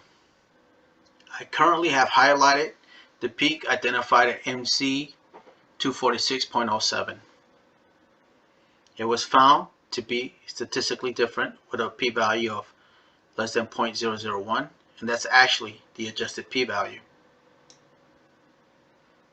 Our post hoc test shows that the severe samples are different from the negative samples, and our severe samples are different from our mild samples. Let's look to the right hand side of this, our peak plot. Our severe cases of COVID are represented by the green curve. The shaded part represents the 95% confidence intervals for each one of the groups. Our mild cases of COVID are represented in the blue curve, and our negative cases of COVID are represented by the red curve. But we clearly see that our severe cases of COVID have higher intensities than both our negative and mild cases of COVID. This particular feature did not have any candidate metabolite matches when comparing it to HMDB. So we have a blank table. Bottom left corner, we have a box plot representation of our feature. To the right of that, we have our spectrum plot. Again, we have our feature highlighted in yellow that we have currently selected. And next to it, we show that there are two other features that have roughly the same RT. Scroll up. Look at some different features in this COVID study. Let's look at the first one. Our severe cases in this particular feature are in green. Our mild cases are in blue, and our negative cases are in red. We found, after adjustment, the p-value was less than 0.001, and our post-hoc test found that severe samples were different from both our negative and mild samples. But also, our mild samples were different from our negative samples. And in this particular feature, we do have some candidate metabolites we can look at. Again, if you click on the link, that will take you to the HMDB website for that particular metabolite.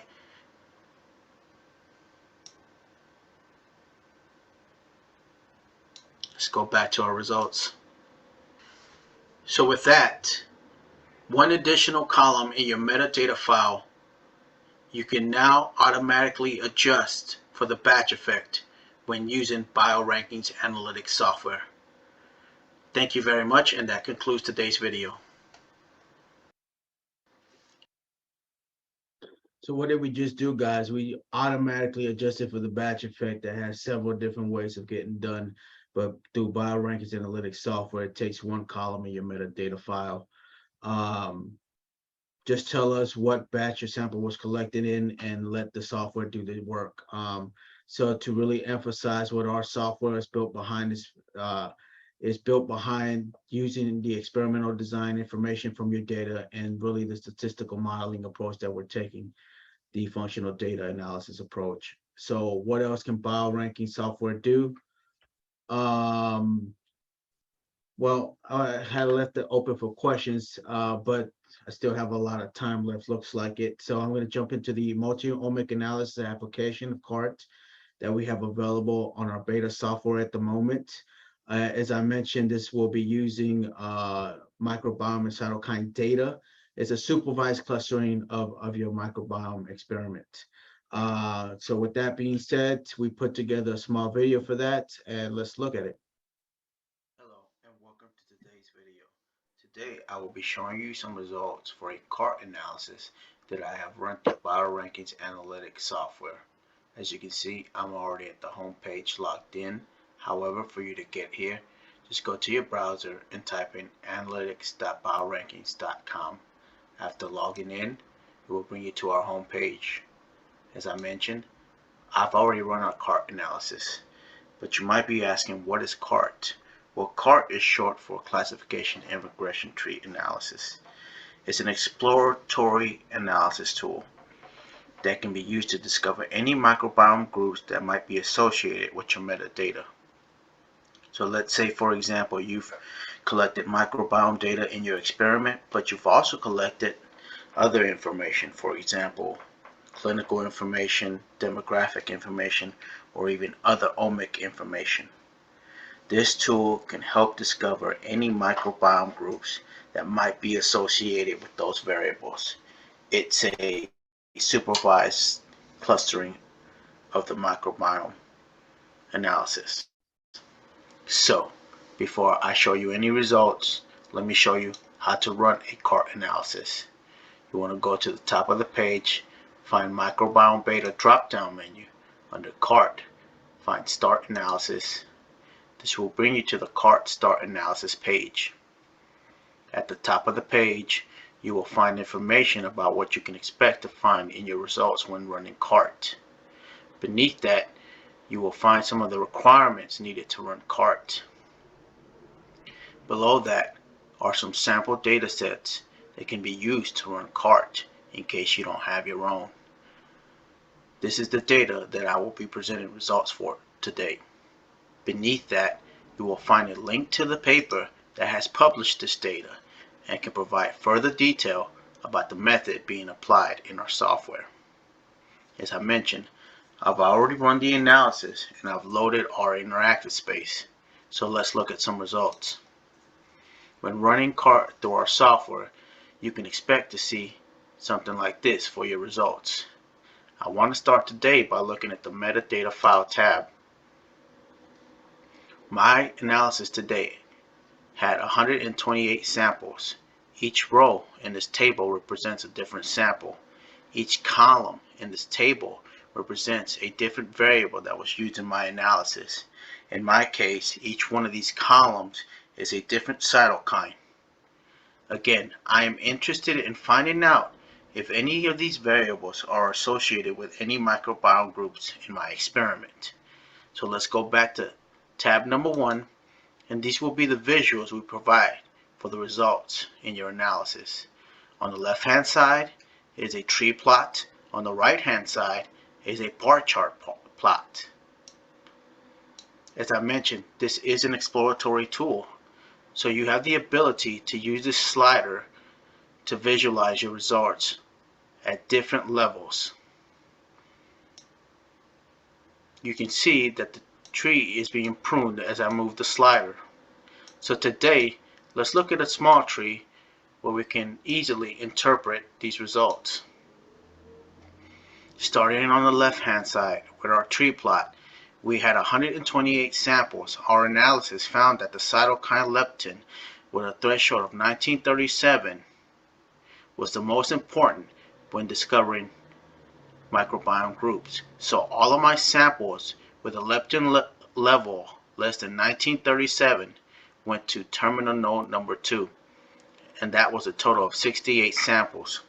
All of my samples that had a leptin level higher than 1937 went into node number 19.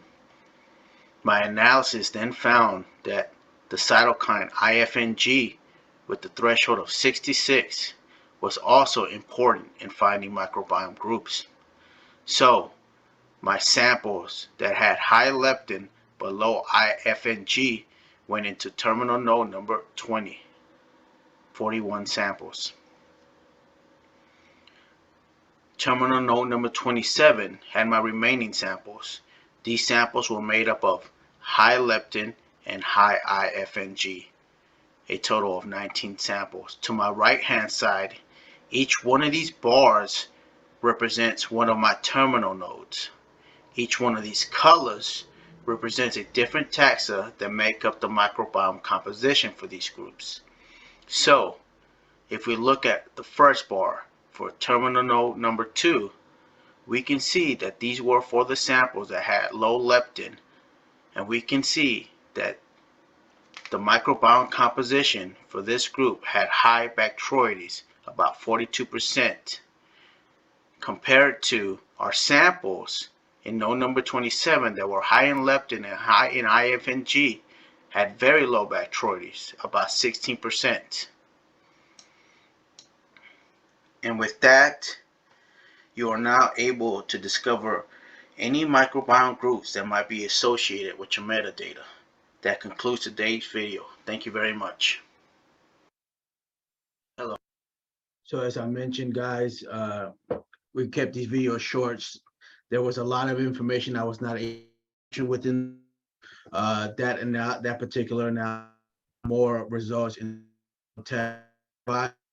to provide researchers with as much of the information and results that we can, because we know like to post hoc analysis and do additional to it. So if there's something in particular that you were interested in, don't hesitate to me. This is contact me or anybody at BioRankings. And I would like to open it up for questions if there are any. Thank you, Carlos. Lots of informative videos. We learned a lot of cool tools for people to try. I think there's a bunch of questions I'm going to email you, but a couple of questions we can take. One is from our Tusi.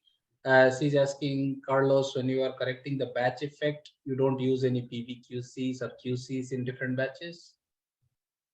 No, we are only using the information from the statistical model. So our approach is to identify the variance introduced from the batch effect. If you can tell me what batch effect your sample came from, I can tell you how much variance was attributed to that effect. Same concept when it comes to collecting data from multiple subjects in the same experiment.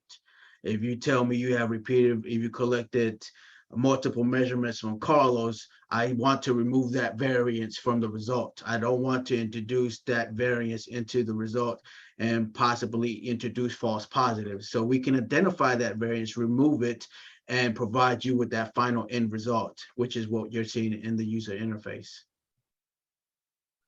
Thanks, Yeah. Carlos.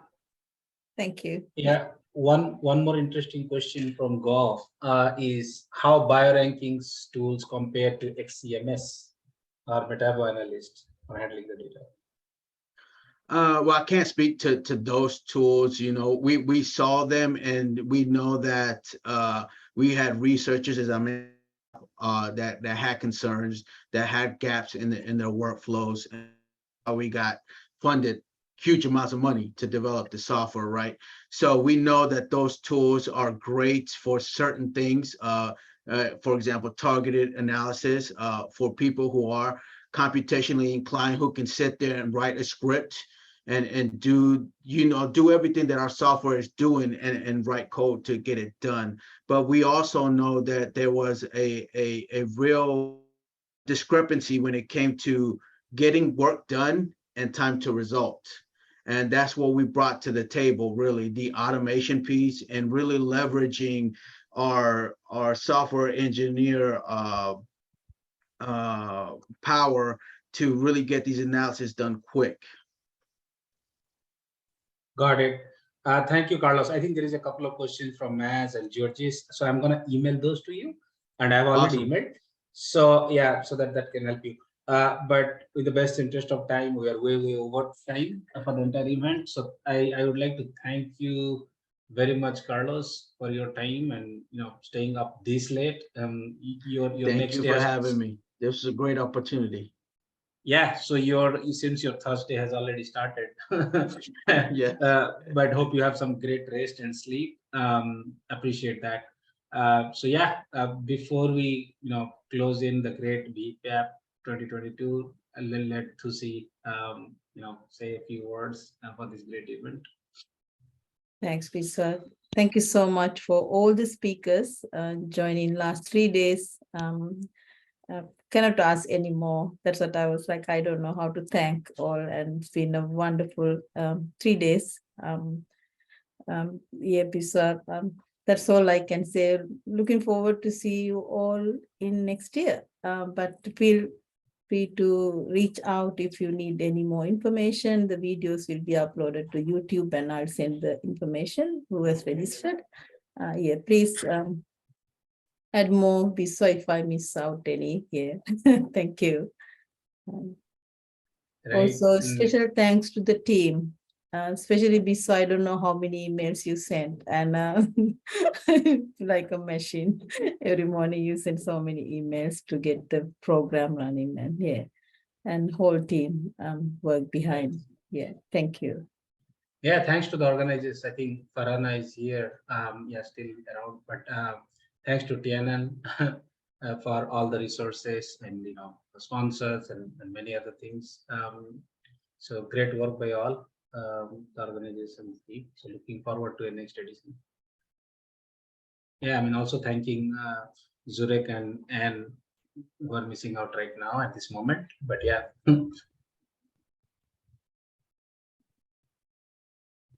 So we can close the event today then. Yes, thank you all. Ming, thank you.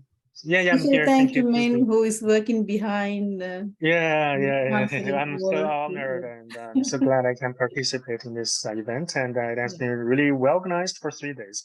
And after the data have been released, I will write an email to Susie about how many Chinese viewers have watched this. Yeah, and one more thing, Susie, you have recorded the whole 3 days event. Yeah, I did. Yeah. Yeah. So maybe can I have a copy of those copies? Yeah, I will send that once it's save, and I'll check with the editing Yeah. part. Little bit I need to, but I'll Okay. share with everyone. Yeah. It Yeah, will thank you. Yeah. Thank you so much. Yeah, everything is so good. Yeah. Yeah. Congratulations. Yeah. Thank you so You can much. have you can get up relatively later tomorrow. You have these 3 intense days. Yeah. Mhm. Bye, everyone. Bye. Bye. Thanks, Bye. Bye. Bye. Panan. Thanks, Ming. Bye. Bye. Thanks, Thank Carlos. you. Bye. And thank you, everyone. Tianan and Thank you. Manuela, great talks. I don't know how. I'll reach out to you through emails, please. Yeah. Thank you. Okay. Thank you. Thank you. Bye. Bye-bye. Bye. Wow.